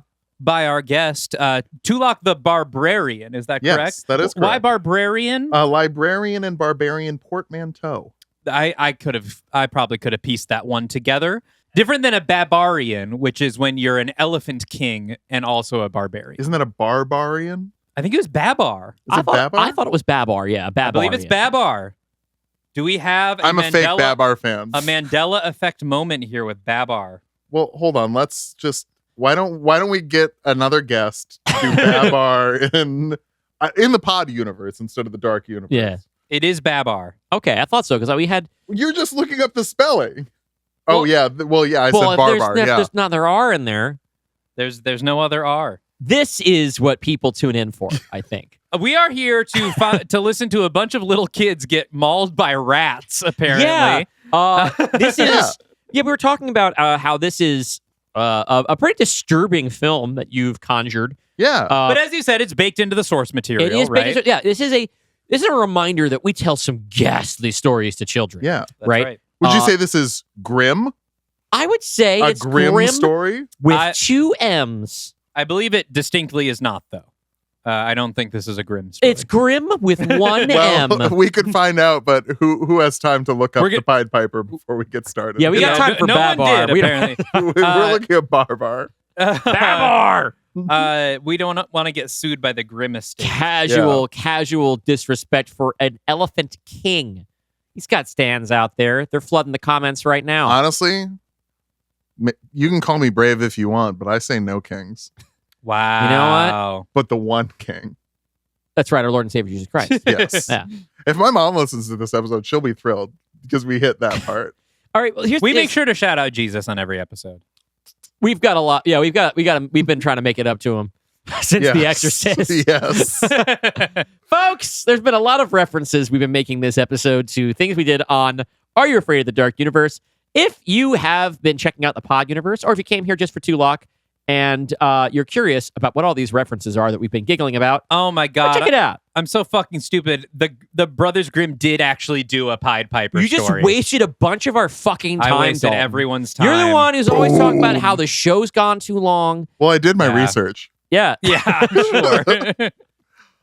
You You read the Brothers Grimm story, right?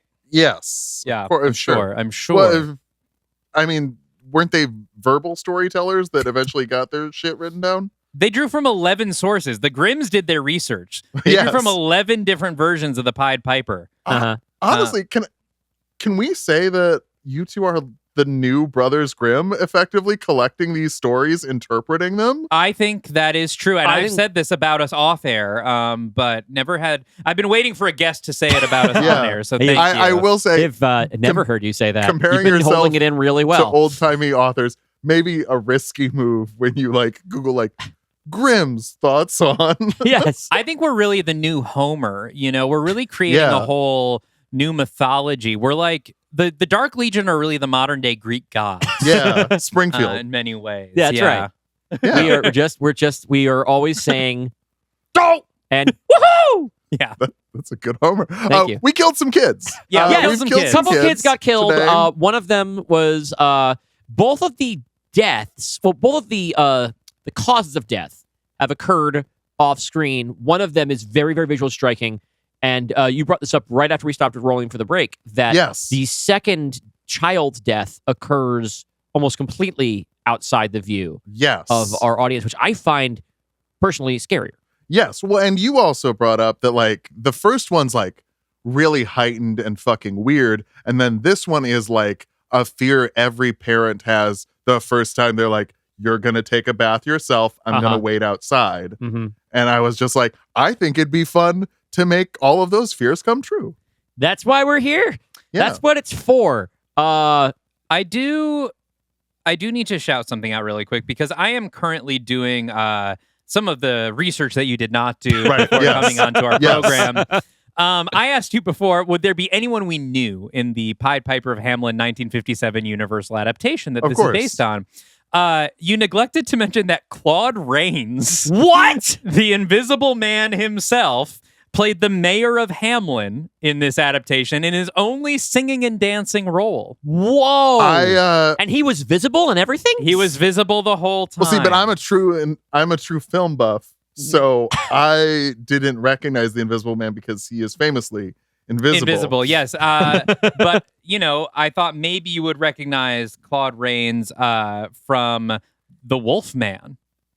Oh. Or That's the right. He plays John Talbot. Yes, or the 1943 Phantom of the Opera, in which he plays the titular Phantom of the Opera. This is my Greg Turkington moment where I come on as the buff and I'm just like, from. Oh, I'm glad we have a fellow film buff. Yes, Team Greg.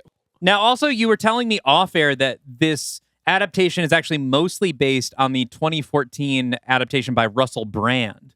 You said you loved Russell Brand's The Pied Piper you actually. of I remember Hamelin. as soon as the mics were off, you were telling us how much you admire the man. How much you admire Russell Brand and really base that you this on think- his adaptation that came out. What was his adaptation? I don't know, but apparently it I would be exists. terrified to see what Russell Brand did with the Pied Piper. I did personally. just listen to a podcast with Russell Brand on it because one of my favorite podcasts is Knowledge Fight.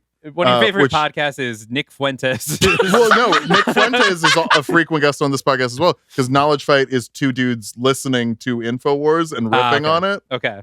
So Russell Brand went on InfoWars, and you can tell he is embarrassed that he's fallen this far, that he's Yeah. doing InfoWars. So he is roasting Alex the entire time, and Alex knows he's being roasted but can't say anything.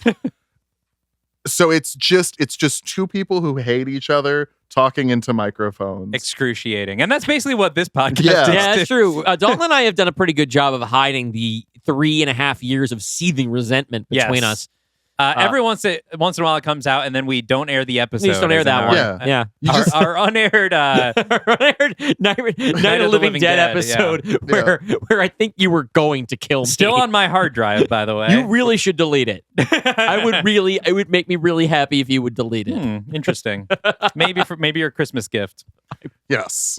All right. So, do you have anything else you want to talk about on the script, or Dalton? Do you have any other notes and thoughts? For I'm that? pitching, so I'm looking for notes. I'm looking for feedback.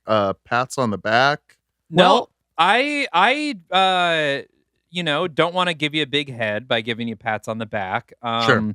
So I think we can just roll into Yeah, the no. rest. Yeah, I- you know I'm what? like It's an- like a bike pump. You Yeah. pat him on the back, and his head gets bigger. Yes. Mhm. Yeah, I'm gonna say I've been. The imagery is creepy. The characters are memorable and like entertaining in a I hate them, but I like what's happening between them way. And most of the things that I'd have to say are just consequences of you having of doing like a loose scriptment. Like we got to meet this. Like you mentioned that we were going to meet this John, the character who basically Yes. is the dad of the second murdered child.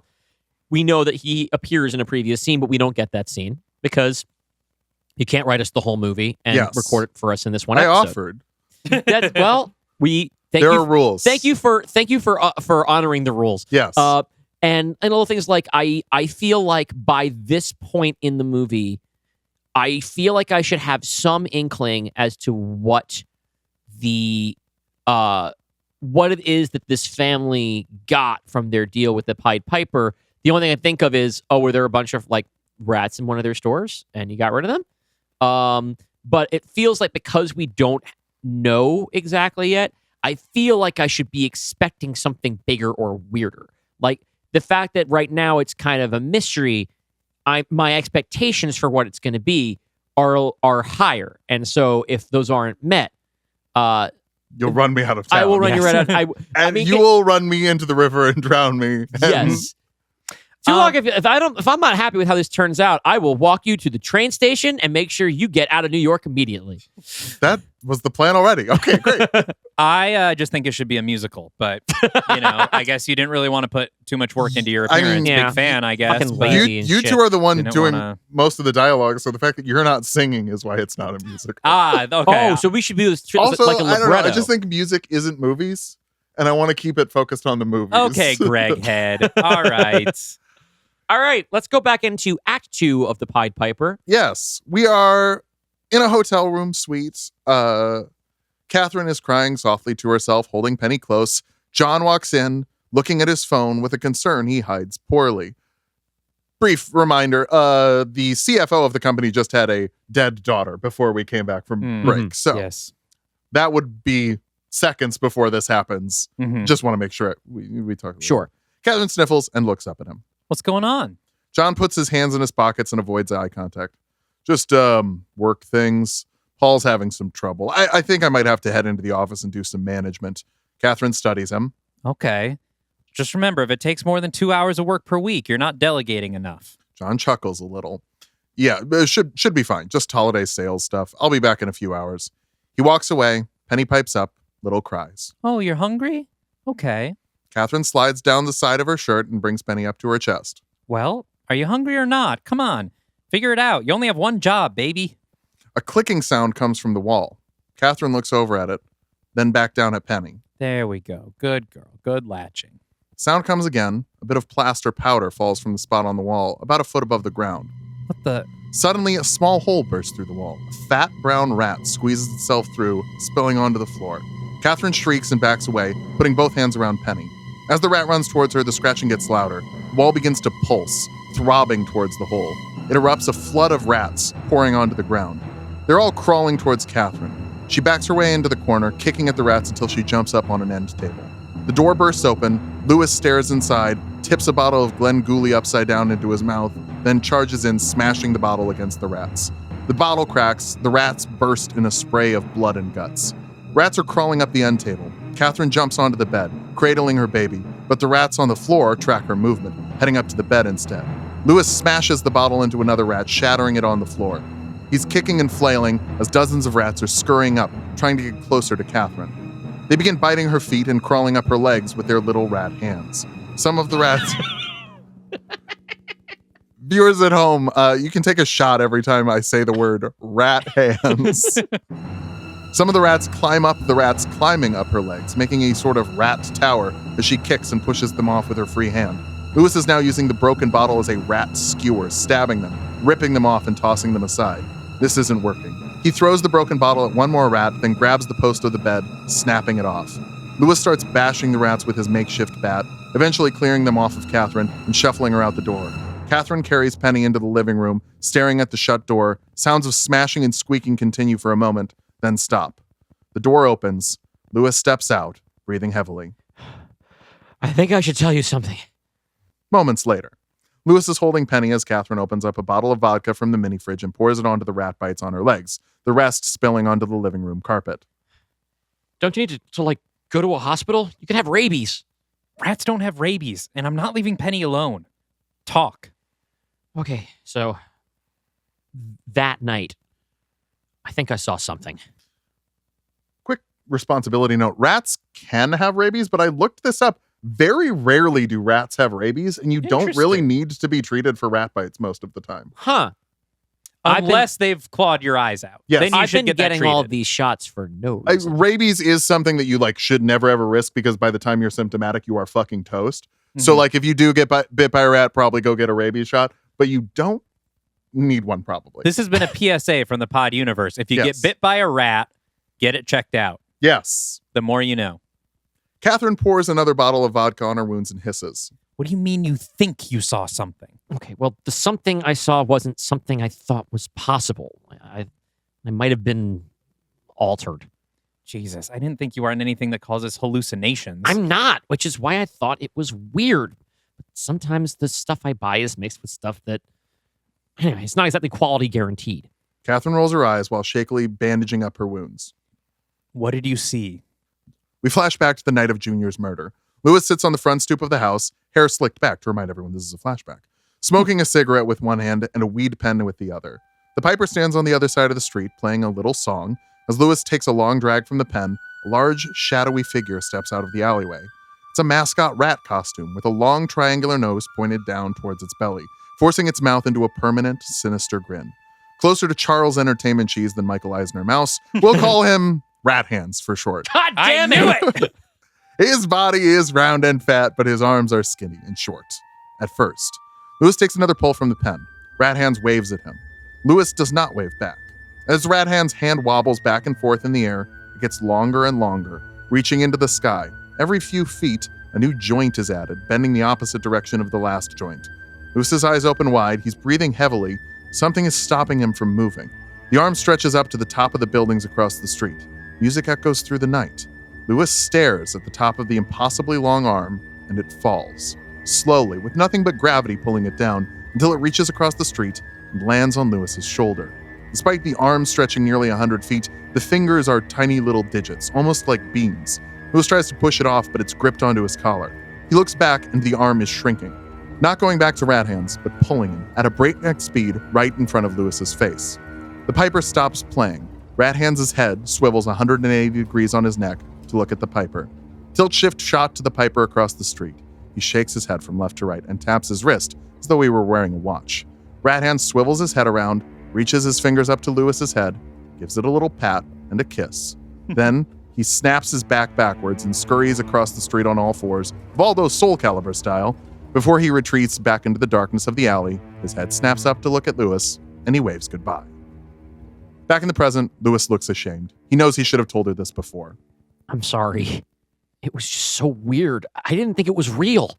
Catherine stares off into space. Yeah, that sounds weird. So, what should we do? Catherine looks up at him. You stay here with Penny until John gets home. I'm gonna go shopping. Catherine walks up to the counter of a gun store with entirely unearned confidence. A clerk, an older fella in a camo vest, looks up at her. One gun, please. What kind of gun? Catherine purses her lips. She hadn't considered this. A big one. The clerk goes to grab something under the counter. No, wait. A smallish one. He stares at her.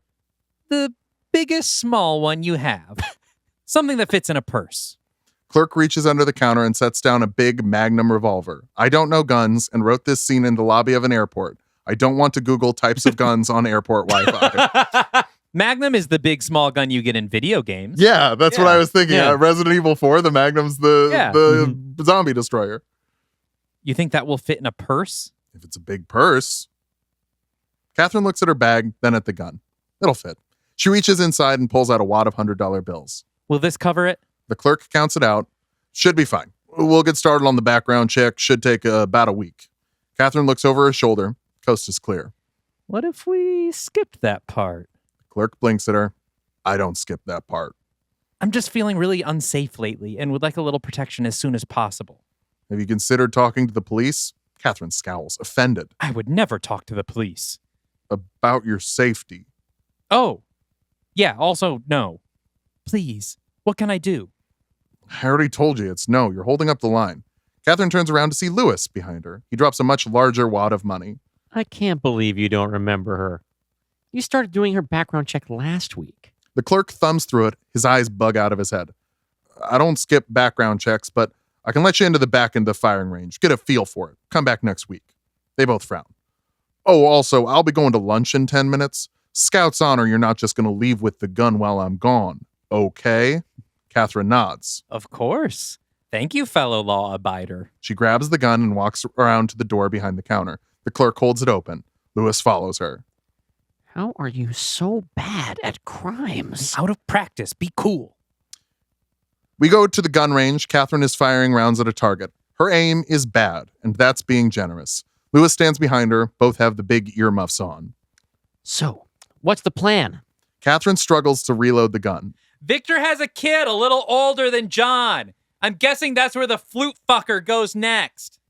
I thought he was only after us. Catherine holds her phone up to Lewis. Breaking news. Hamlin's CFO's house is surrounded by first responders. I guess John didn't tell you. Are we overdoing it? I don't know. The earmuffs. We got the earmuffs on. I've never been on a firing range.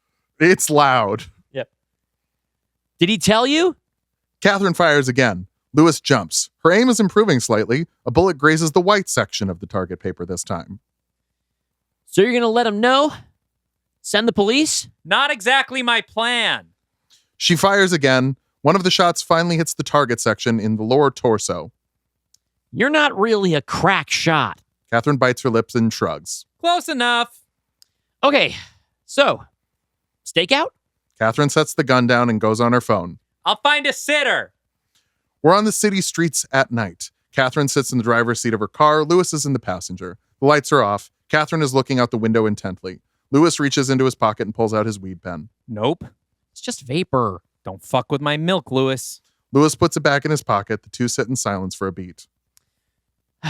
Okay. Marry, fuck, kill, Nick Morton, Jack Griffin, Gwen Conliffe. Catherine stares at him. Come on, I have dopamine problems. I need something to distract me. Clearly. Marry Jack. Fuck Gwen. Kill Nick. You'd kill Nick? Even I think he's hot. Of those options? Obviously. Have you read The Dark Legion? I'm waiting for the movie. Well, Jack cooks, and he's funny. Nick apparently finishes super quick. Lewis looks at her shocked. That's in the book? They bring it up a weird amount. Huh. And Gwen? Apparently werewolves fuck. I gotta read this book. Catherine And you turns gotta to check him. out this podcast. Are you afraid of the dark universe? Look, I'm putting advertisements You in for are. my I fans. love this. I love this. Yeah. I mean, Nick Morton Coming Fest. That's actually the It's- only real canon thing in the dark universe. Yeah, basically. Catherine turns to him. Nick Morton, Maria Zaleska, Jenny Halsey. Can't break up Jenny and Carol. So I guess I'd kill Jenny, marry Maria, and fuck Nick. Even knowing he's a two-pump chump? I've never been with a guy. I think 2 pumps would be all I can handle. She rolls her eyes. First time with a guy, you're jumping right into bottoming. For Nick Morton? Damn right I am. They both laugh a bit, but it's cut off when they hear something. A faint, musical phrase drifts into the car. Catherine cuts the engine and zips up her coat. He's here. Lewis pulls out a little baggie of Coke and sniffs it up his nose. Jesus Christ, Lewis. I want to be ready. What are you, fucking Popeye? The two slide out of the car and crouch low to the ground, following the music across the street. Rounding the corner, they see him, the Piper. From inside the house, sounds of panic, yelling, things breaking. Catherine pulls the gun out of her pocket, aims it at the Piper. She fires, missing wide. The recoil sends the gun flying out of her hand, sliding across the pavement. Piper jumps, sees Catherine and Lewis. Lewis runs, scrambling back for the gun. Catherine just charges forward, yelling. Before she can reach him, the Piper brings the flute back to his mouth. As he begins to play, she stops dead in her tracks, between Lewis and the Piper. Lewis picks up the gun and points it at the Piper. Catherine, get down. I can hit him. Catherine instead reaches into her pocket, pulling out her car keys. She turns towards Lewis. Her mouth is hanging open, her eyes staring not at him, but through him. Get down. Catherine rolls the keys in between her fingers like Wolverine claws and runs at Lewis. He lowers the gun. Catherine, what are you? She jumps on him, tackling him to the ground. The gun fires in his hand, hitting a nearby stop sign. Catherine starts pummeling him in the face with her makeshift claws, carving into his skin with jagged, quick cuts. Lewis gets his hands in front of his face. He's able to stop most of the swings, eventually grabbing Catherine's arms and pushing her off. The Piper is backing away slowly, keeping his eyes on both of them. Lewis looks back and forth between Catherine and the Piper. She's standing up. He takes a deep breath. Lewis starts running towards the Piper, who picks up his backward pace. Lewis gets within about 15 feet before blam! Gunshot erupts from behind him, missing, but Lewis turns to see Catherine with the gun firing at him wildly. He dives behind a parked car. Another shot. The Piper is now skipping away. Catherine, fucking stop. Another shot. The Piper turns a corner, still playing his merry tune. The gun clicks. It clicks again. No more bullets. But Catherine keeps pulling the trigger, walking closer and closer to Lewis. The music fades away. The clicks stop. Lewis? Oh my God, Lewis, are you okay? Lewis stays behind the car. Are you still trying to kill me? No. I don't know what happened. Lewis rolls out from behind the car. His face is streaked with blood. Catherine runs up to him, puts her hands on his face, inspecting her unfortunate handiwork. I'm fine. Hey, look at me. She looks at his eyes. They are not fine. I'm fine. We need to get the hell out of here. End of Act 2. All right. This is giving me big Stephen King vibes. Thank you. I'm getting strong Stephen King vibes from this, to the point where, like, the scene with, like, the rat costume and the long arms, it's nightmarish imagery like It. Love it. But also, do you know his short story, The Finger? I read it a while ago. That was like, I was on a big King kick in high school. Yeah, it's a very simple short story that I remember freaking me the fuck out. It's this woman who discovers that in her bathroom sink, there's a finger coming out. And it just sort of is like touching around. But every day, it grows like extra knuckles. Yes. Until That's it's what like, I'm fucking ripping off. Okay, I was Yeah. like, I know like extra joints is really fucking weird and creepy. yeah, it's until it's like, you know, like a 10-foot long index finger that's just like all joints and it's like reaching. Yeah. And every time she like cuts it off or whatever, it grows back, I think. I don't know. But it's super, Well, I love super that- spooky. I love that image. It did also, like, I can think of, like, now I have read less King than I have watched adapted in film. I'm not familiar with The Finger, but yeah, this is very, it's very eerie and otherworldly in a way where, like, I like when you can be at a distance from a monster and that's somehow scarier. I think that's something you've done here. Thank you. The one thing that I've been thinking now is that these characters are so much fun. We're having so much fun reading them, but like 20 pages ago, a child drowned in a bathtub. That's like the thing right now. That's the challenge, is that the tone is either incredibly dreadful or just Sure. like really fun. And Okay. right now, this isn't the movie, right? This is us talking about it and reading the script. So there's a lot of ingredients that we don't have, like score and lighting and all these things. Michael to kind of manage. Giacchino will help with that. Yeah. Yes, to manage that tone. But the amount of fun that I am having goofing off with the characters so quick to something horrible happening is the only thing that I'm having a little trouble with. I think that's pretty common, though, in today's horror movies. Like, I think Zach Kreger does a good job of balancing those kinds of things. Yes. I think his violence can involve children. Yeah, I think it's the kind of thing that you just have to see it performed. And also, we're having a lot of fun with these characters, especially because of the Dark Legion references and stuff to that, which is a cheeky bit of fun for us. Which, of course, audiences are familiar with. The highest grossing film franchise of all time. Of course, yes. I think it's also giving me a lot of pulp vibes, like actual pulp novels. Like, have you ever read Paperbacks from Hell? Oh, no. Big recommendation for Grady Hendrix's Paperbacks from Hell. It is like a retrospective on like pulp horror novels of like the 70s and 80s with like reproductions of all the gorgeous covers and stuff. But he talks about the big wave of like animal pulp things that mostly came out of like Jaws was a big one of them and then spawned like a million. But there was definitely a rats themed one that may have just been called Rats. And I kind of want this movie to just be called Rats. Like the part where like all the rats are coming through the hotel wall and like swarming the bed seems like straight out of like a pulp novel. Yes. In a very cool way. And I think if this movie had come out in 1998, it would just be called Rats. Yeah. But now it has to be like the Pied Piper Rats. A Star Wars story. Yes. No, it's Rats a Pied Piper story. Yes. Yeah. The Pied Piper presents... The Dark Universe presents the Pied Piper's Rats. Rats and Shaw. Yeah. How many colons can we add to a title? That is a great question. I'm trying to work in a Brixton Bloodhounds joke here about... I almost name dropped the Brixton Bloodhounds in the werewolves fuck line, but I was like, I don't want to get like too cheeky with it. I don't want to get too niche. Marry, fuck, kill, and then listing all the Brixton Bloodhounds. Yeah. Also, if we want, we could talk about timeline stuff, but I really just wanted the Invisible Family to be on TV. Yeah, there's no way to make that fit into the canon of our show because there's no point at which Jack could have been like shooting a TV show and Maria would have been on it, I think.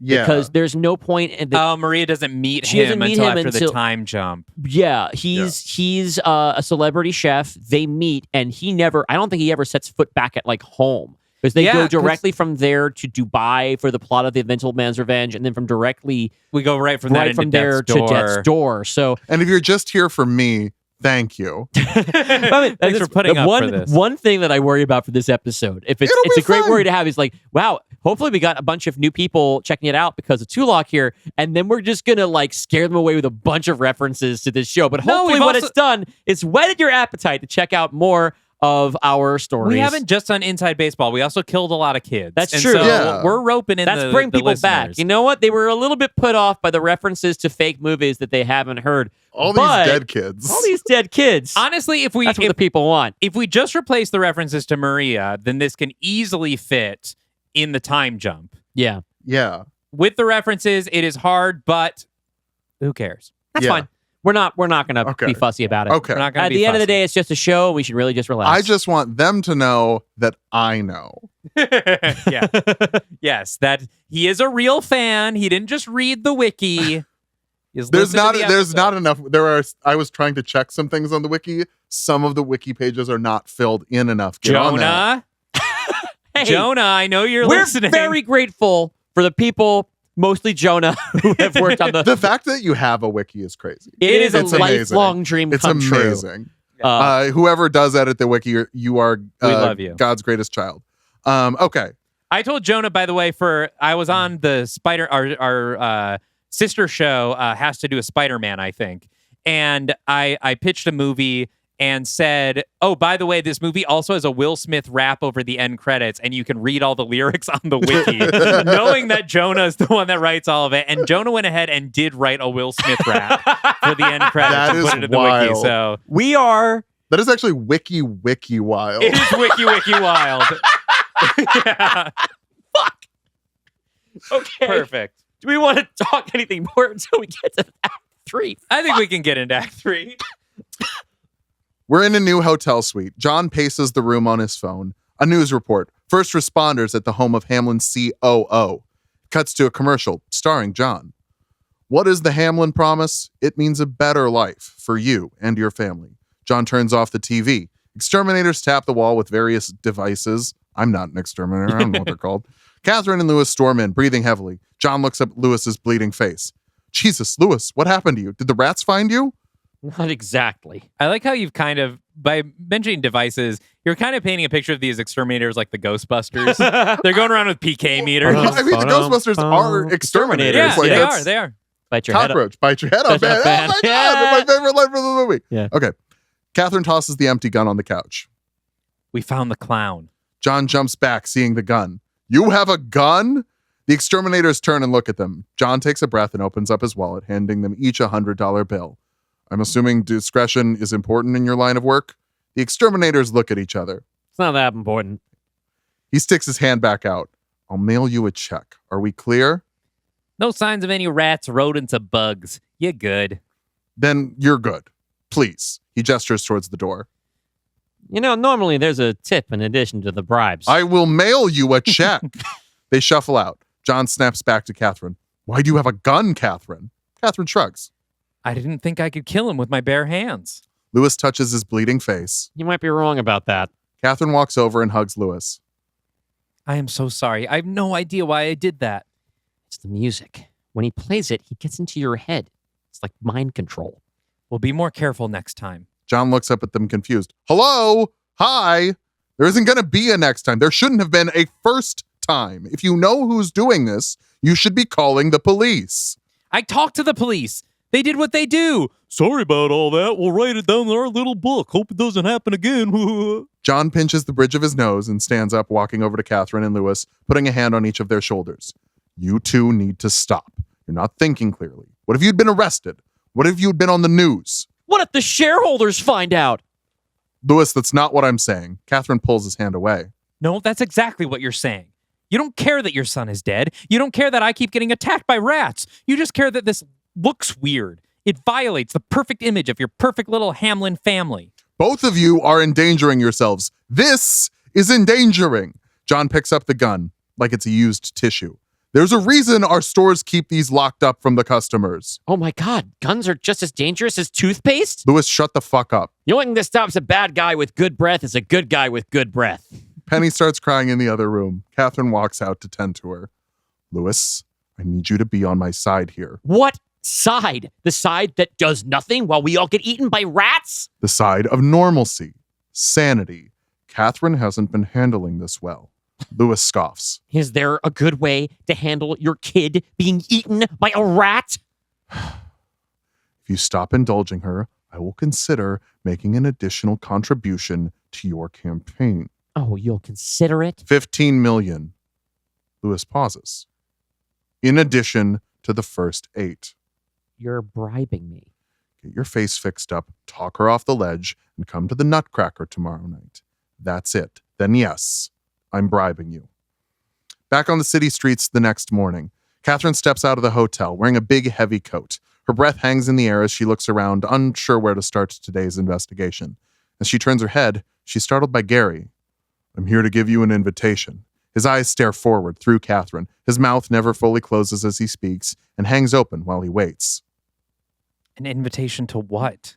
Gary says nothing but pushes a crumpled up piece of paper into her hands. She unrolls it. It reads, Enter the sewers at the corner of 8th and Elm at 5 p.m. Lewis is welcome. Signed, The Piper. Next to the signature is a small sketch of what we will recognize as Rat Hands, smiling wide. Where is he? How did he find... Gary is gone. Cut 2, a bar. Catherine sits looking at the invitation as Lewis walks in. His face is banged up a bit, but he's looking better. What's the deal with the secrety texts? She hands him the invitation. As he's looking at it, she waves down the bartender. Vodka tonic, please. You want anything, Lewis?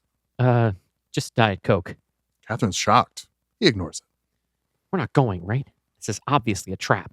The drinks come. Lewis grabs the vodka tonic and slams it, then hands the Diet Coke to Catherine. What the hell, man? I'm protecting your milk. Drink the soda. She can't help but smile at him slightly. The baby also can't have caffeine. Shit. I appreciate it, though. Lewis grabs the Diet Coke and takes a sip. This tastes so weird without whiskey. Well, you can't drink anymore tonight. I need you to stay with Penny. Lewis shakes his head. No. Either we're both going or we're both not going. Catherine looks up at Lewis's scars. It's better if it's just me. Lewis's phone buzzes. Picture message from Dad. Lots of typos.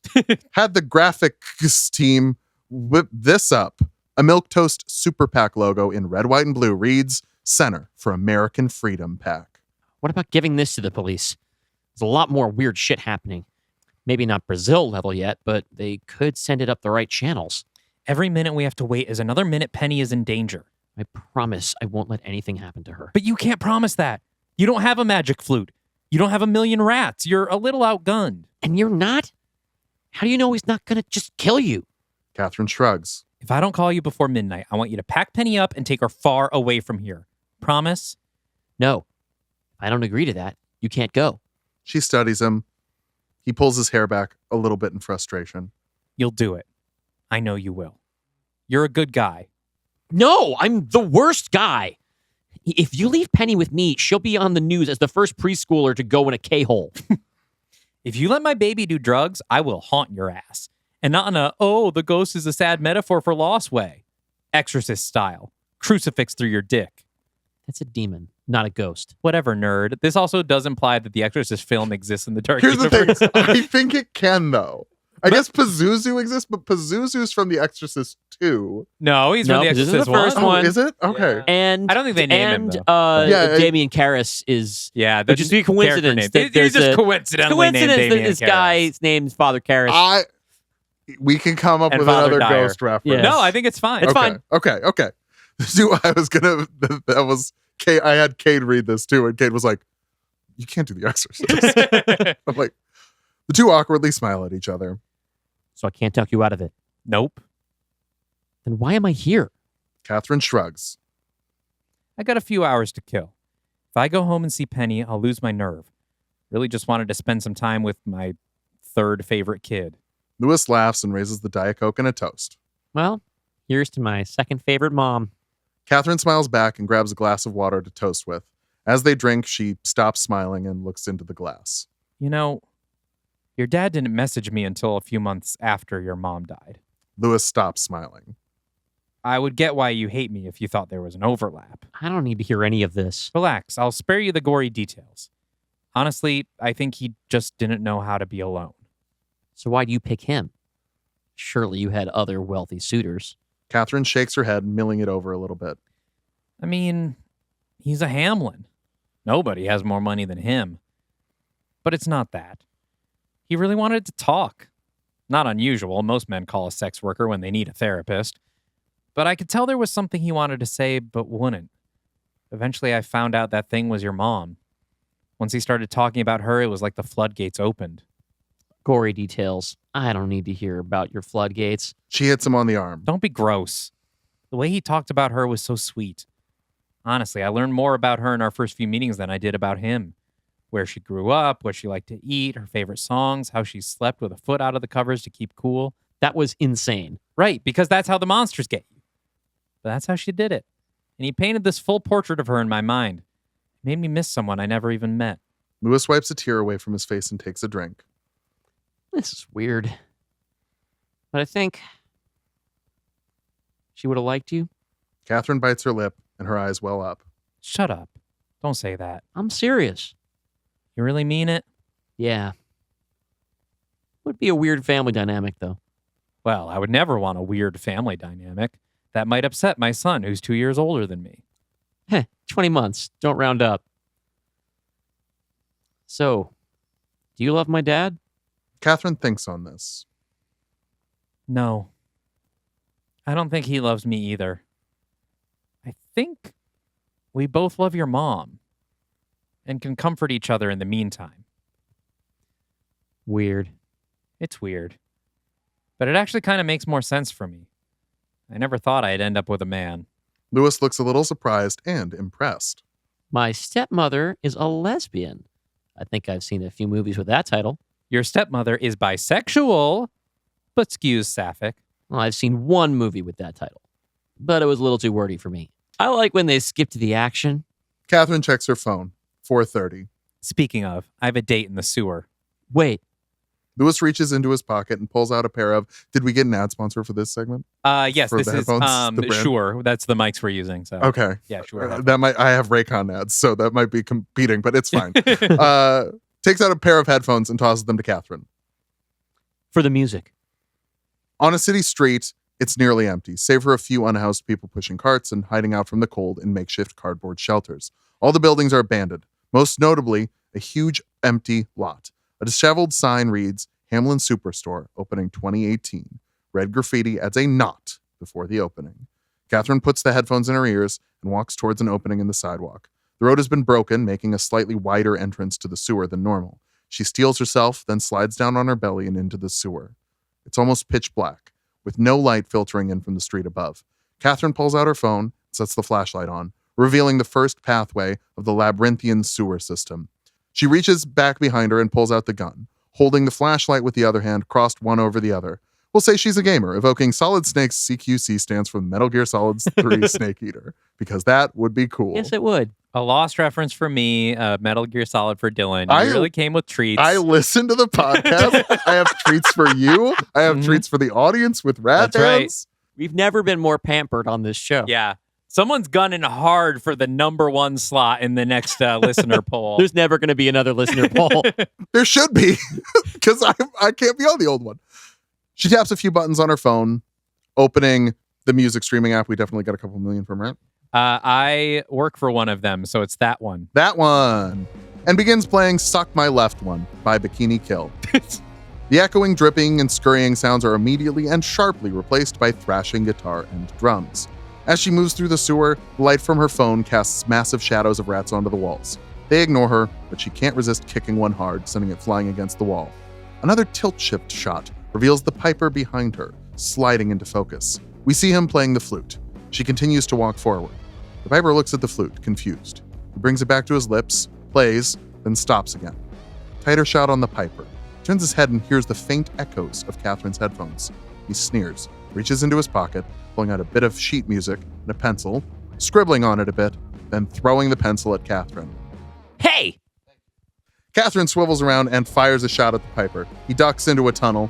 She's 100 feet away, but gives chase. As she reaches the turn, she looks to see several more turns pointed in different directions. Shit. She looks down at the note and picks it up. On the first side, sheet music, a piece called Finale. On the back, it reads, If you want to find me, you must hear my song. Catherine pauses, considers her options, opens up her phone and sees the background pictures of her holding Junior and Penny. She slides the gun in the back of her waistband, then opens up, That streaming app, baby! and pauses the music before taking the headphones out of her ears. All right. You win. Play your song. I'm listening.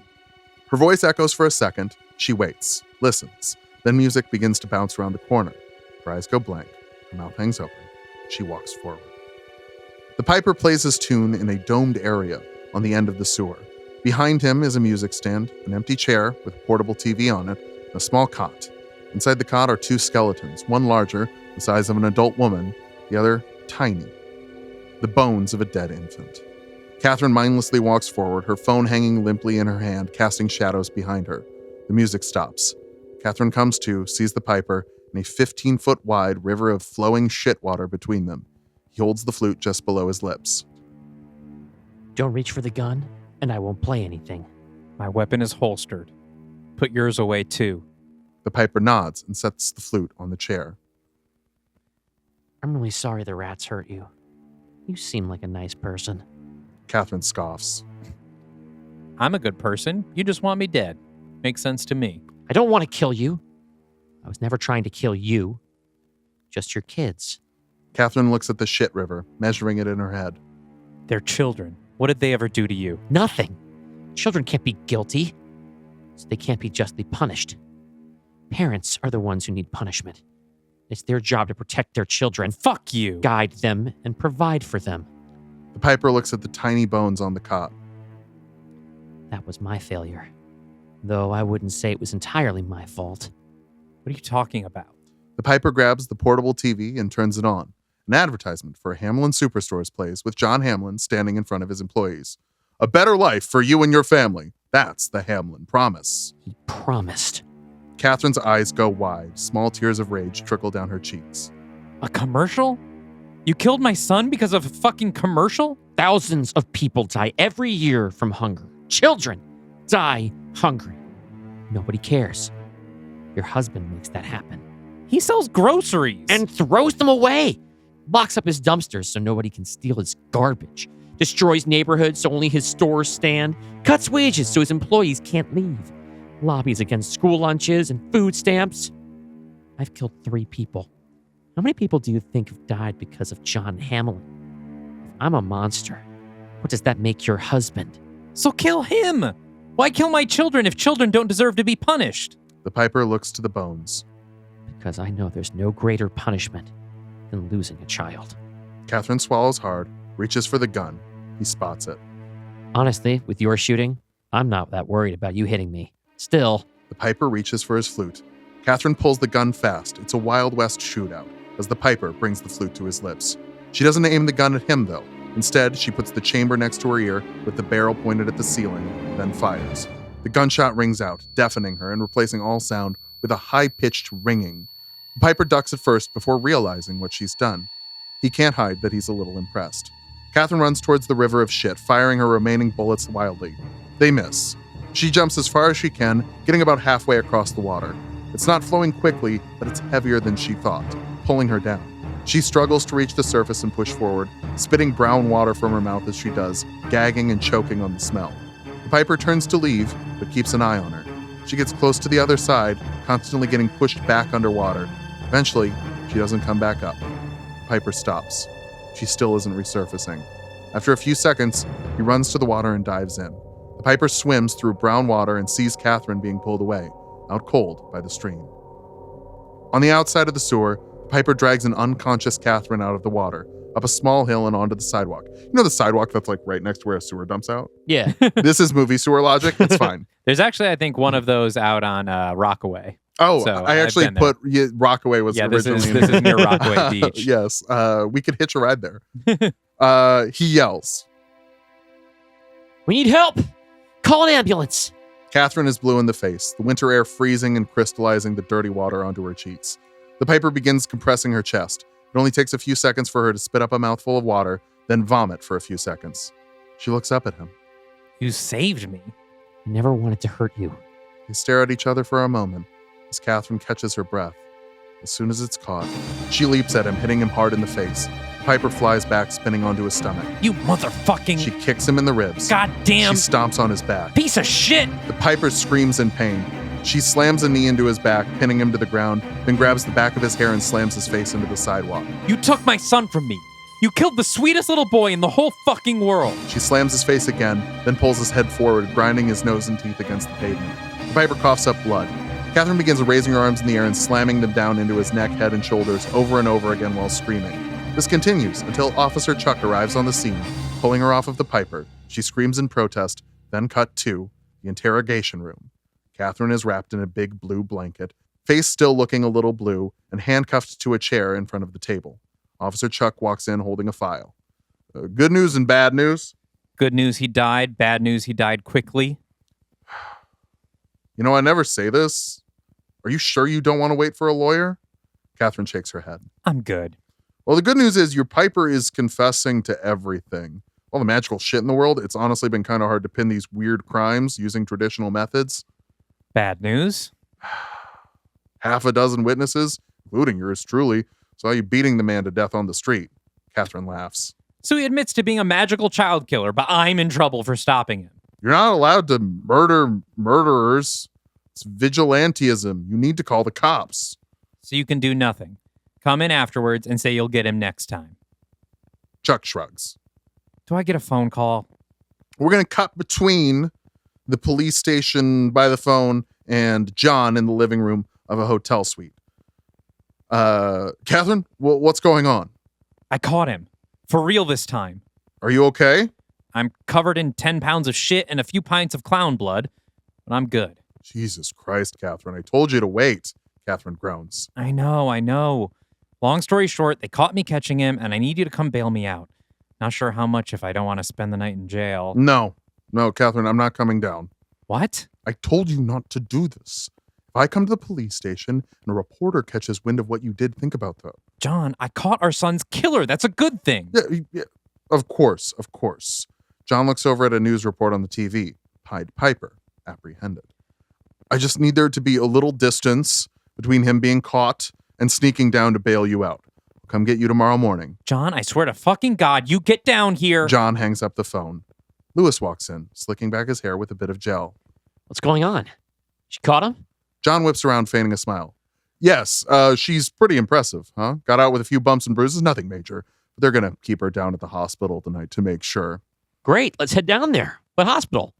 John shakes his head. She said she's fine, wants to make sure you and I make it to the Nutcracker. Lewis looks puzzled. Why? With the bad guy behind bars, we can finally get back to normal. She said that would be a good first step. You know how stubborn she can be. Lewis is hesitant. He knows John is lying. I guess. Don't worry. I know you didn't manage to talk her out of it. We'll still fund the super PAC if you make your appearance with me tonight. John steps forward and straightens Lewis's tie, then pats him on the shoulder. Let's get going. A second interrogation room. The Piper sits cuffed to a chair. His face is fucked. Bloody, bruised, and one eye barely open, the other one fully swollen shut. Officer Chuck walks in carrying stacks of paper. You know, you can have a lawyer if you want. I'm saying that a lot tonight. That's okay. I'm not denying what I've done. Blood leaks down his mouth as he speaks. Okay, well, I brought some confessions down for you to sign. Thank you for making this so easy. Anything to help our boys in blue. He smiles sardonically.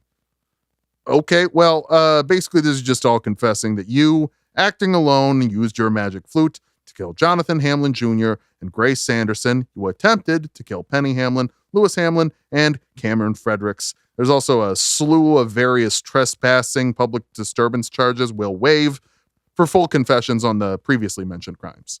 The Piper lifts up the first of many papers. Chuck clicks a pen and hands it to him. Piper begins combing through the papers, signing various lines. Mostly right. A few technical misunderstandings. Understandable misunderstandings, of course. I know I'm a little weird. Misunderstandings? Well, for one, it's not the flute that's magical. It's the music. Chuck is taken aback. What else? The Piper grins, signing another page. I'm not a soloist, just a member of the orchestra. Inside the Hamlin Concert Hall, John and Lewis find their seats in the balcony closest to the main stage. John makes an introduction between Lewis and concert enjoyer, a wealthy older man in a suit, a Greg Turkington type. Lewis has Greg heads. Lewis has a small box of popcorn. John has a flute of champagne. The conductor taps his music stand. We see Gary, now clean-shaven and wearing a fine suit, raise his violin to his chin. Music begins playing, but it's not the overture for the Nutcracker Suite. Did they change the music? He thumbs through the program. Concert enjoyer leans over to Lewis and points at his popcorn. Are you going to eat that? Lewis looks puzzled, then looks down at his popcorn. The top kernels begin to bounce slightly before a tiny black nose pops out, then a full rat's head nibbling at the popcorn. Lewis screams and stands up, spilling the popcorn and the rat to the floor. Lewis, what the hell is wrong with you? Concert enjoyer reaches down slowly, picking up the rat with his left hand. With the right, he grabs the bottom of his jaw and mouth, pulling it down with some resistance until we hear a loud snap. With his jaw hanging limp, the enjoyer pulls the rat up to his mouth, crawls down his throat. John sees this and screams. Looking around the audience on the main floor, they're all calmly grabbing rats from the floor, lifting them to the soft spots of their bodies. Eyes, necks, mouths, bellies, thighs, and genitals. The score is pleasant, bouncy even. Lewis turns to John in a panic. He's staring forward with a blank expression on his face. Dad, come on, snap out of it. John lunges for Lewis, grabbing him by the collar and swiftly throwing him off the balcony. Lewis lands in the aisle 40 feet below, right on his feet, synchronized with the loud clap of his cymbals. He falls over in pain, clutching a shattered leg. He starts crawling towards the exit. Around him, classy theater fans, mostly elderly and adorned in fine watches and jewelry, are being torn apart by rats. They smile giddily through the whole process. Lewis manages to push himself, but with only one good leg. He pulls himself onto the chairs, dragging his broken leg behind him. A spray of viscera covers his face. As he approaches the lobby door, 2 armed security guards stand outside, perfectly calm. He's apprehensive, but doesn't have much of a choice. They open the door for him as though he were the guest of honor. A clear look of regret falls over Lewis's face. This was not the right path. Rat Hand stands eagerly in the lobby. He waves his bendy arm with glee. Lewis turns around and starts making for the stage, not looking back. Out of focus behind him, both of Rat Hand's arms are extending towards Lewis. Rat Hand's body stays still. Each arm adds its joints and bends, outpacing Lewis. Tiny rat hands touch Lewis's cheek. He stops walking. The rest of the orchestra stops except for one timpanist rolling on a low C. Rat fingers press into Lewis's flesh, anchoring themselves. He screams. Rat Hands pulls himself to his arms, gliding down the aisle until he hovers right over Lewis, towering 3 feet taller than he is. Lewis braces himself and turns to face his monster. The timpani rolls. He's trembling as he looks at the horrid grin of Rat Hands. The timpani stops. Lewis scans the room. The concert joyers are missing limbs, face, skin, and eyeballs. All stare at him, waiting for their finale. Lewis! Lewis turns to see his dad, awake, staring down at him. Silence is broken by the loud crash of a cymbal. Rat Hands deflates, collapsing down. From his pants, shirt, and neck, dozens of rats pour out and engulf Lewis. The orchestra begins playing again with Lewis's screams as their newest instrument. John screams for his son, then pulls out his phone in a panic.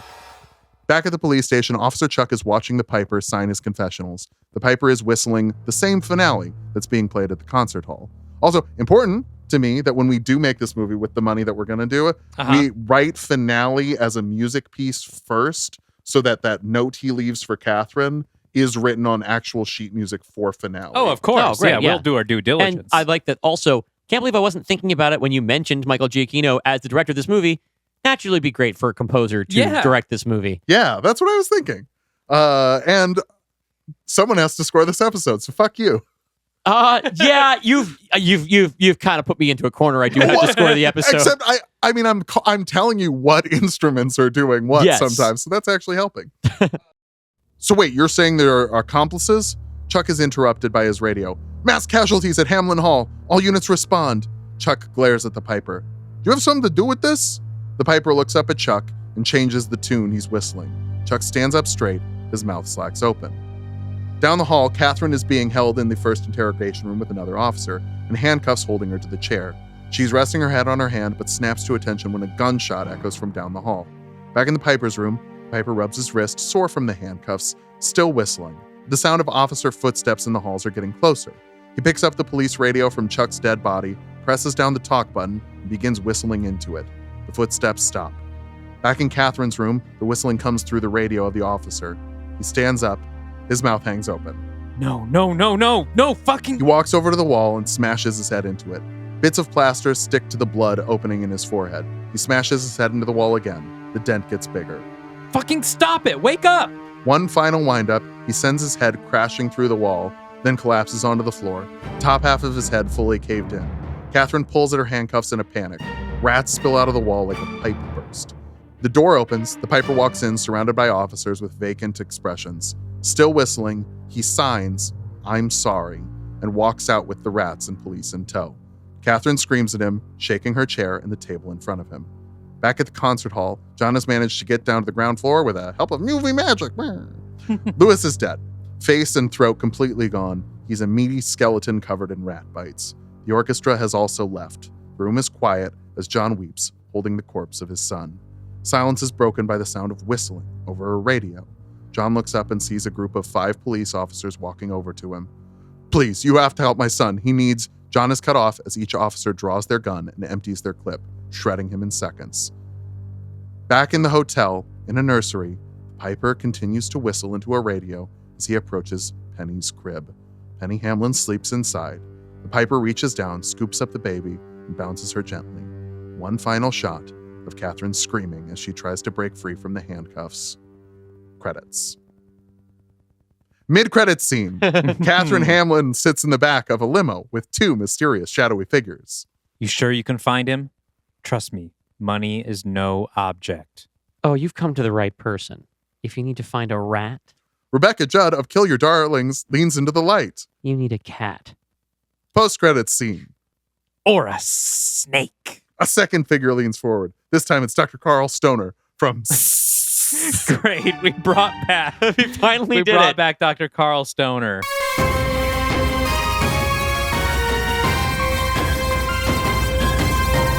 This episode is brought to you by Coffee Nick's Movie Picks. Talk movies over some coffee on Coffee Nick's Movie Picks, a coffee and movie discussion podcast with lots of incoherent side tangents. Think of this podcast as meeting your friend for coffee, getting wildly off topic, then bringing the convo back with a heated discussion about a movie. Lovers of psychological horror, David Lynch, Dolly Parton, and the Muppets are strongly welcome here.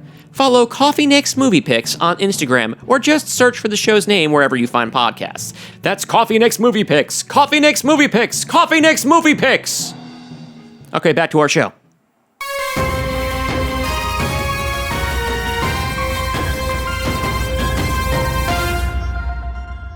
Wow, our first guest full pitch, full script. This is really great. I love...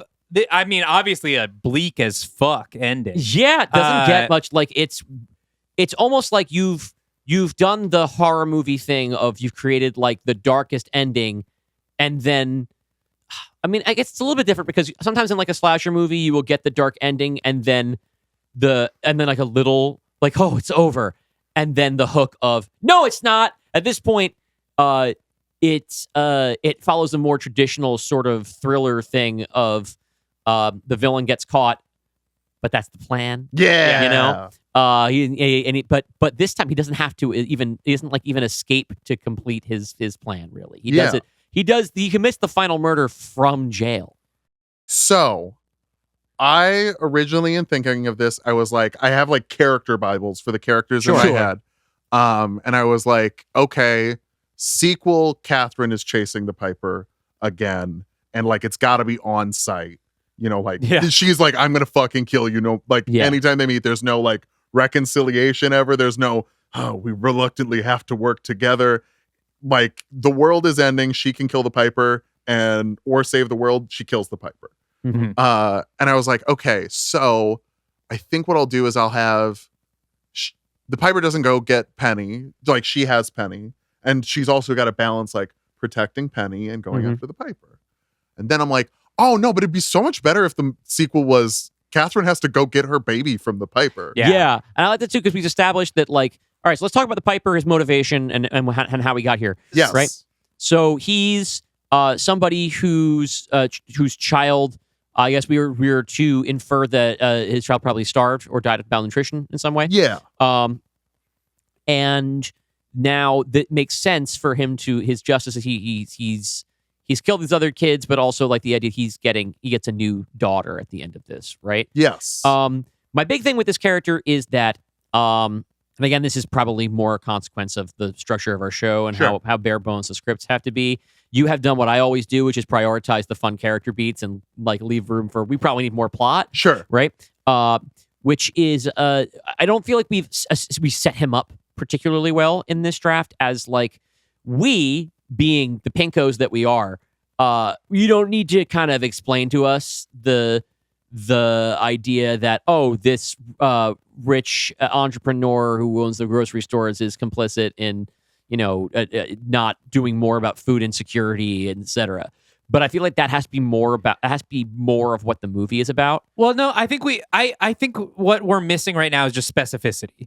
I think I actually think plot-wise, we have a lot here. And I like all the plot beats. I like all the stuff with the headphones and then her taking it off and then the shooting climax, the gun. I think you really, that's very fleshed out. All the beats are really fleshed out. I like even the stuff leading up to it. I think all we need is, instead of the Piper being like, oh, well, because, these are all of the sort of globally bad things your husband is doing, we need to see what is the Piper story. Why is this personal? Like, we see that the kid is dead, but I think we need to see, like, I was a musician in this town, and then the Hamlin store got really big, and it became a company town, and I lost my job. And so then, even though I had this music degree and I can play the flute better than anyone, I was working as a greeter in a fucking Hamlin's, just so I could afford health insurance for my kid. And then I got laid off because of these budget cutbacks. There was nowhere else to work, and then the homeless encampment I had my family in was wiped out to build another fucking hamlet. Yeah. And so it needs to be Something a like very that. Yeah. personal story that leads to and this is why I had everything, and then this one man, here are all the ways it went from point A to point B to point C to my son dying. Yeah. And it all traces back to him very directly. And so instead of it being food scarcity and all this food gets thrown away, maybe it's we used to, after I got fired, I used to steal from them, and then I got arrested for that. And, Ooh, I like that. Yeah. I was in debt, trying to pay off the fine I was given. And so I couldn't even when I got a new job, I still couldn't even put food on the table. I think that what we got to do is work back. I think it has to be the most direct way to do this is there's the phenomenon of people who live in a town and then the Walmart kills the rest of the town and they can only afford to work at the Walmart and then still end up putting all their money back into the Walmart because it's the only place in town where they can shop. And that still sometimes leaves you insecure. That's the situation. Needs to be the kind of thing where this company's promise was making my family's life better. And they make that promise to my face when they hired me. And I could not feed my child while I was working double shifts for them. Yeah. And it was just I'm losing money working here. And everything was getting worse. And we can still have the other stuff, right? But I think that it can be so simple as there's a promise. We talk about the classic Pied Piper story. The promise of the premise is what you're looking Yes. that a deal is struck with the Piper. Yes. And the deal is not honored. He gets his revenge. You pay the Piper. Blah, blah, blah. Sure. So I think that it should be more this is because, in the spirit of our show, you have written a sort of a political polemic or whatever. This is actually totally apolitical, everybody. Very apolitical. This is not woke. It's woke too. If woke is so good, why isn't there a woke too? Well, we're in woke 2 right now. Woke 2 was ushered in by Zoran Mamdani. Oh, okay. Welcome to New York City. We're doing By the way, woke I'm 2 so here. sorry to hear that Andrew Cuomo lost. I know. Yeah, it's really everyone been here. brutal. Yeah, for us here in we're New all York. broken up about it. heads. Yeah, our local guy. We're recording this in late November, by the way. Okay, but to bring it, let's that I think that what we need to do is we need Act 1. I mean, you're Act saying 1 we've got Act 3. We like Act 3. I like our Act 1. I think it's just we need Act 1 of the Piper. Yeah, I think More. we just when he's giving his spiel, we need to see the specificity of that spiel. I think also the only other thing we need is a few little more mystery breadcrumbs along the way. Yeah. Because right now there's definitely this feeling okay, we're going to learn about the Piper, but he's just completely an enigma. And I don't think we need clues that tell us anything, but clues that feel like clues, So Right. we're Yes. oh, there's more going on. And we're getting these little morsels that can lead us into our third act where we then get the specificity. We are also missing who the orchestra is. We need to know, are these other people who have also been wronged by this company? Where did they come from? Is he controlling them? So from Gary jail? from the opening scene is in the orchestra as the violinist. So we can. It's a little. I kind of want to leave that ambiguous of because that we can do in the Pied Piper 2. Mm-hmm. Well, Two I think Pied, even two just Piper. I think if we can do a little more with I don't know if maybe Lewis has a scene earlier, with the homeless people, and then he's looking at the orchestra and he suddenly remembers all of them, and this is we can even just tie it back to I was in this homeless encampment, and then it got cleared out, and then we realize this is everybody that was in that encampment, that he's brought together, and maybe he's enchanted them into knowing how to play these instruments, right? And so this is his little army of people in this town whose lives were ruined. And then I think we also need to justify why is everybody at this concert being killed if his thing is revenge on the Hamlins, unless this is a Hamlin corporate event. Yes. So cut from earlier drafts. Cade, yes, it was. Cade read my rough draft and it wasn't. But this was in play. We totally need more mystery things. John Carroll Lynch walks up to Catherine and says, "Here's your invitation to Act 3." That's effectively where we went. In a longer script, I would want her to find it. Because also, like, reading through it again, I'm like, Catherine kind of sucks at like everything she tries. And I'm like, I don't want that. I want her to be like, well, we get to see a little bit of like starts out being like a character where I like the kind of way that you establish in your description, which of course is just for us reading it. It wouldn't be on screen, but it does help for us to figure out how, like, to get acquainted with the character right away, something that the actor can use, right? Yeah. That's like, yes, she is like doing this perfect 50s housewife thing, but you say, right, she's not afraid to get her hands dirty. It's like, well, she's not from here, right? yeah. She had a harder working class life before this, Yes. right? And I feel like you have built in here sort of her rediscovering the scrappier person that she had to be, right? Back in her previous life. And the climax of that is kind of this moment where she realizes that she has to deafen herself with the recoil with the sound of her gun to save the day. That's a very tough guy thing to do. Mm-hmm. Yeah. I feel like that feels like that concludes a larger transition for her from a passive character to an active character. And then literally swim in shit. Yeah. And then she swims in shit, yes. You know, Andy Dufresne style. Yeah. But I think, some of the mystery things, I think it would be cool if, like, music has been heard coming from the sewers. Like, you know, like basically these homeless people, they can't rehearse out in the open because everyone would be getting hypnotized. But, like, at night, they're, like, going into the sewers and, like, people are having weird dreams because they're hearing it, from the street or something, and so there's a little bit of a hint. We're only seeing the Piper, but there's this hint of something larger is happening underneath the town. Yeah. And then we connect, like, if we just get a more explanation that, like, he has basically been able to teach all these people how to play this thing using his flute, but that he was like, I think all of it just is how it gets tied up at the end and then giving us some more breadcrumbs throughout. And I think there's a really cool specific kind of thing that can basically take, like, this larger political point you're making and let us see it more viscerally through the Piper. Yeah, on a personal level. Mm-hmm. Yeah. Speaking of the personal level, I want to shout out also that I really like the dynamic that you end up with between Lewis and Catherine. Sorry, I just lost the main character's name. Yes, I like that as well. The pun is that her shortened name could be Cat. Ah, that's cute. Uh-huh. I really like the way you end up rounding that story out. Like, initially, really Lewis is loathsome, right?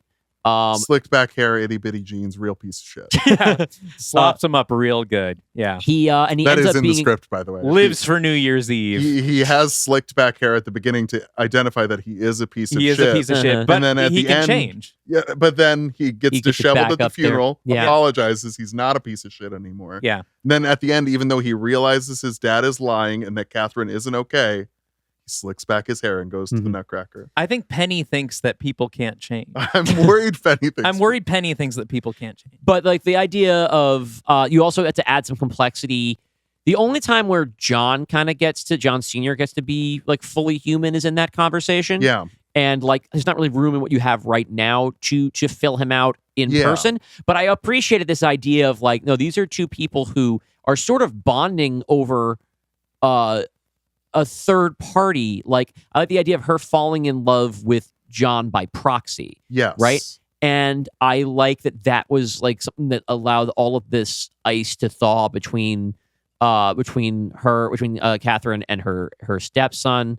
I appreciate that you didn't go the very typical route of any story about a stepmom now and it did not become weird and sexual. Yes, I wanted it to be clear that it is a platonic and maybe maternal relationship, but they do not fuck. Yes. I for a while I'm like, are we gonna go that way just for the bit? No. But no, it ended up being much warmer and more earnest. And I really, that's my favorite part of this script is, like, the dynamic that develops between the two of them, of, like, these two people who, like, they're sort of in, like, this, again, the same age group. Like, they should be, like, friends, right? Yes. But because they were introduced to each other as family in a way that was not really comfortable for either of them, they became enemies. And then, like, the things that they have in common, like, they both love this kid, right? They're both in this weird situation. and they both have a weird relationship with John, right? Yeah. And I really like where that ended. There's a trust built between the two of them.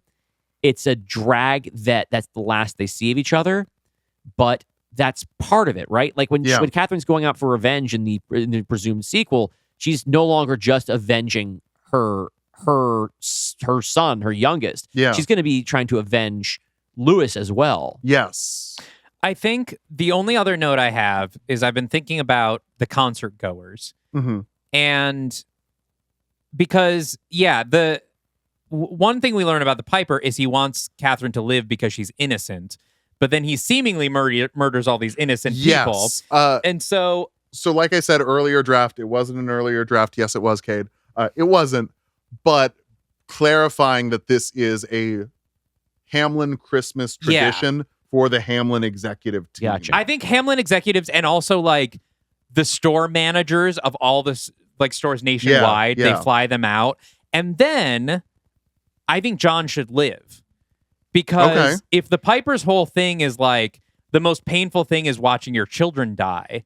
Not only has he has to live with it. He has to live with it, but not only have his children died, but his company has died. The thing that he clearly values the most. He has watched, because not only the entire board is gone, all the executives, all the store managers, his company is not going to really recover. It's going to be a public scandal. It's the thing he hates, right? A public scandal, something weird happening, and now he has to live in the consequences of that. And I think that is more consistent with the Pied Piper's whole stated thing, which is like, nothing's worse than watching your children die. And it's like, and he, maybe he even says to Catherine, I don't know when is the whatever point, maybe there's a scene at the end where the Pied Piper faces John at the concert hall and is like, I knew killing your flesh and blood kids wasn't enough. Mm-hmm. But I had to kill the kid you actually care about. Yeah. Which is your I agree. I like you know, that. and I like that.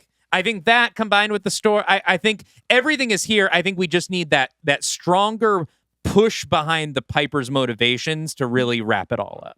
Yeah, because I'm realizing the villain of the Piper's story is John, and they never interact. Mm-hmm. Yeah. Just a final face-off with like John walking out of the concert hall in complete shock. Yeah. With everyone dead and the Pied Piper just standing there waiting for him. Yeah. And talking to him, I think would be a really strong way to end. And that could be a way that we keep the pace moving so that the Piper doesn't have to explain everything to Catherine. Yeah. We can break that up, have him do it a little bit there. And and then the script has no falling action at the moment. It is climax to credits. I mean, that's not uncommon in like a pulpy horror movie, though. But I we think could for like make a that bad ending, that could be okay. We could make that the falling action. Like, I don't want this to be like the ending of Peacemaker season 2, where they're like, here's the longest episode, it's all falling action, and people are like, this fucking sucks. Why are we watching an hour and 15 minutes of falling action? Yeah, like, I think we can put in a little monologue there at the end as a falling action. Now, I also do want to point out that, so you said your goal was to introduce a twink into our dark universe, and the Pied Piper, Twinkie though he may be, he ain't joining the Dark Legion. I'll tell you that much. Oh, yeah. Well, the Pied Piper isn't teaming up with Nick and the gang anytime he's not soon. welcome. Yes. So, I mean, I think in the Pied Piper story, like, a thing I wanted to touch on in this script too is, like, in the Pied Piper story, it's like, what the fuck did the kids do, dude? Yeah. They didn't they weren't like, get the rats out and we'll give you money. They're fucking kids. Yeah. If they did, you shouldn't have taken that deal. And look, I know Victor killed some kids, and we sort of... It was a long time ago. Yeah, there's a long time ago. They were anonymous kids. He felt really bad about it. Yeah. They didn't like mac and cheese and Jack Griffin's Invisible Family Show. Yeah. I don't think the Pied Piper is going to join the Dark Legion, but they could return as a villain in the Pied Piper 2, or the Pied Piper 2, Still more piping. rats. Yeah, Okay. Still piping is good. Laying pipe. Yes. So I believe it. Maybe I listened to the episode wrong, but I thought it was characters we needed a twink, not necessarily Dark You're right. Legion. You're right. This is a twink character. And I feel like he's very Tumblr sexy man, because defending him and his actions would make you sound like a fucking insane person. He's got an oral fixation. With He has that an oral flute. fixation. Skinny, dresses like a clown. Yeah. Like, you know, it's like when people are like, Loki's not like a bad guy. And it's like, he like killed like 100 fucking people. Like, He like demolished New York his City. plan was genocide. Yeah. Like, they're like, but he was sad. It was a bad day. Yeah, you've nailed the type. Yeah. For sure. All right, this has been our longest guest step by far. We Yeah, have to wow. wrap it up. We do indeed. Thank you so much for bringing a script for us. Thank you. This is, I believe, our first episode of 2026. What a strong way to kick off the year. I believe next week we will be returning with Merge Conflict, with part 1 of Merge Conflict. Oh, actually, on the new schedule, next week will be the An off bonus week? pod. Oh, yes, bonus pod. Yes, bonus pod and then Merge Conflict. Who knows? So we're taping this at the end of November. Does anyone want to get out any really timely references that will be completely dated by the time January rolls around? Talk to me. That's already dated by now. I was going to break out the SpongeBob big guy pants okay. I still don't know this joke yet. No The one's going to... SpongeBob rat guy. I don't know what we're talking about. SpongeBob rat guy pants okay. No one's going to know what that is by January. But All right, well, we're going to acknowledge our patrons from that's right. 2 months ago. This was last updated on Halloween. So thank you to our executive producers. These are patrons who have subscribed to our Patreon at $15 a month and thus get themselves a little shout out on everything we record while they're there, or 2 months later if we happen to be recording in advance. Brent Dreyer, Brian Egan, Denim Mudslide, Diana, Jonathan Morgantini, Caleb McFarland, Matt Thackeray, Michael Mancilis, Mike Lee Whiplash, Sunmot, and Speep. Thank you so much. And a big round of applause for our studio executives. These are our $25 a month patrons who, in addition to getting this shout out, also get to pick one of the movies that we talk about on the bonus pod for the studio mandates section. Thank you to Alyssa, the Pazuzu apologist, Bill French, Beerus, Brandon Bullock, Dracatella, Jasper Stark, Joe Valiant, Cadle, Moose, Rich Mays, and The Wayfinder. In actuality, we may end up having to re-record that part of it because we might be changing how studio executives work as a feature. But it's fine. It's Yes. November. All right. Thank you, everybody. Thank you to our thank you guest, so much. Tulok the Barbrarian. Tulok the Barbrarian. We'll have to have you back to do the Pied Piper 2. Still piping. Still Still piping.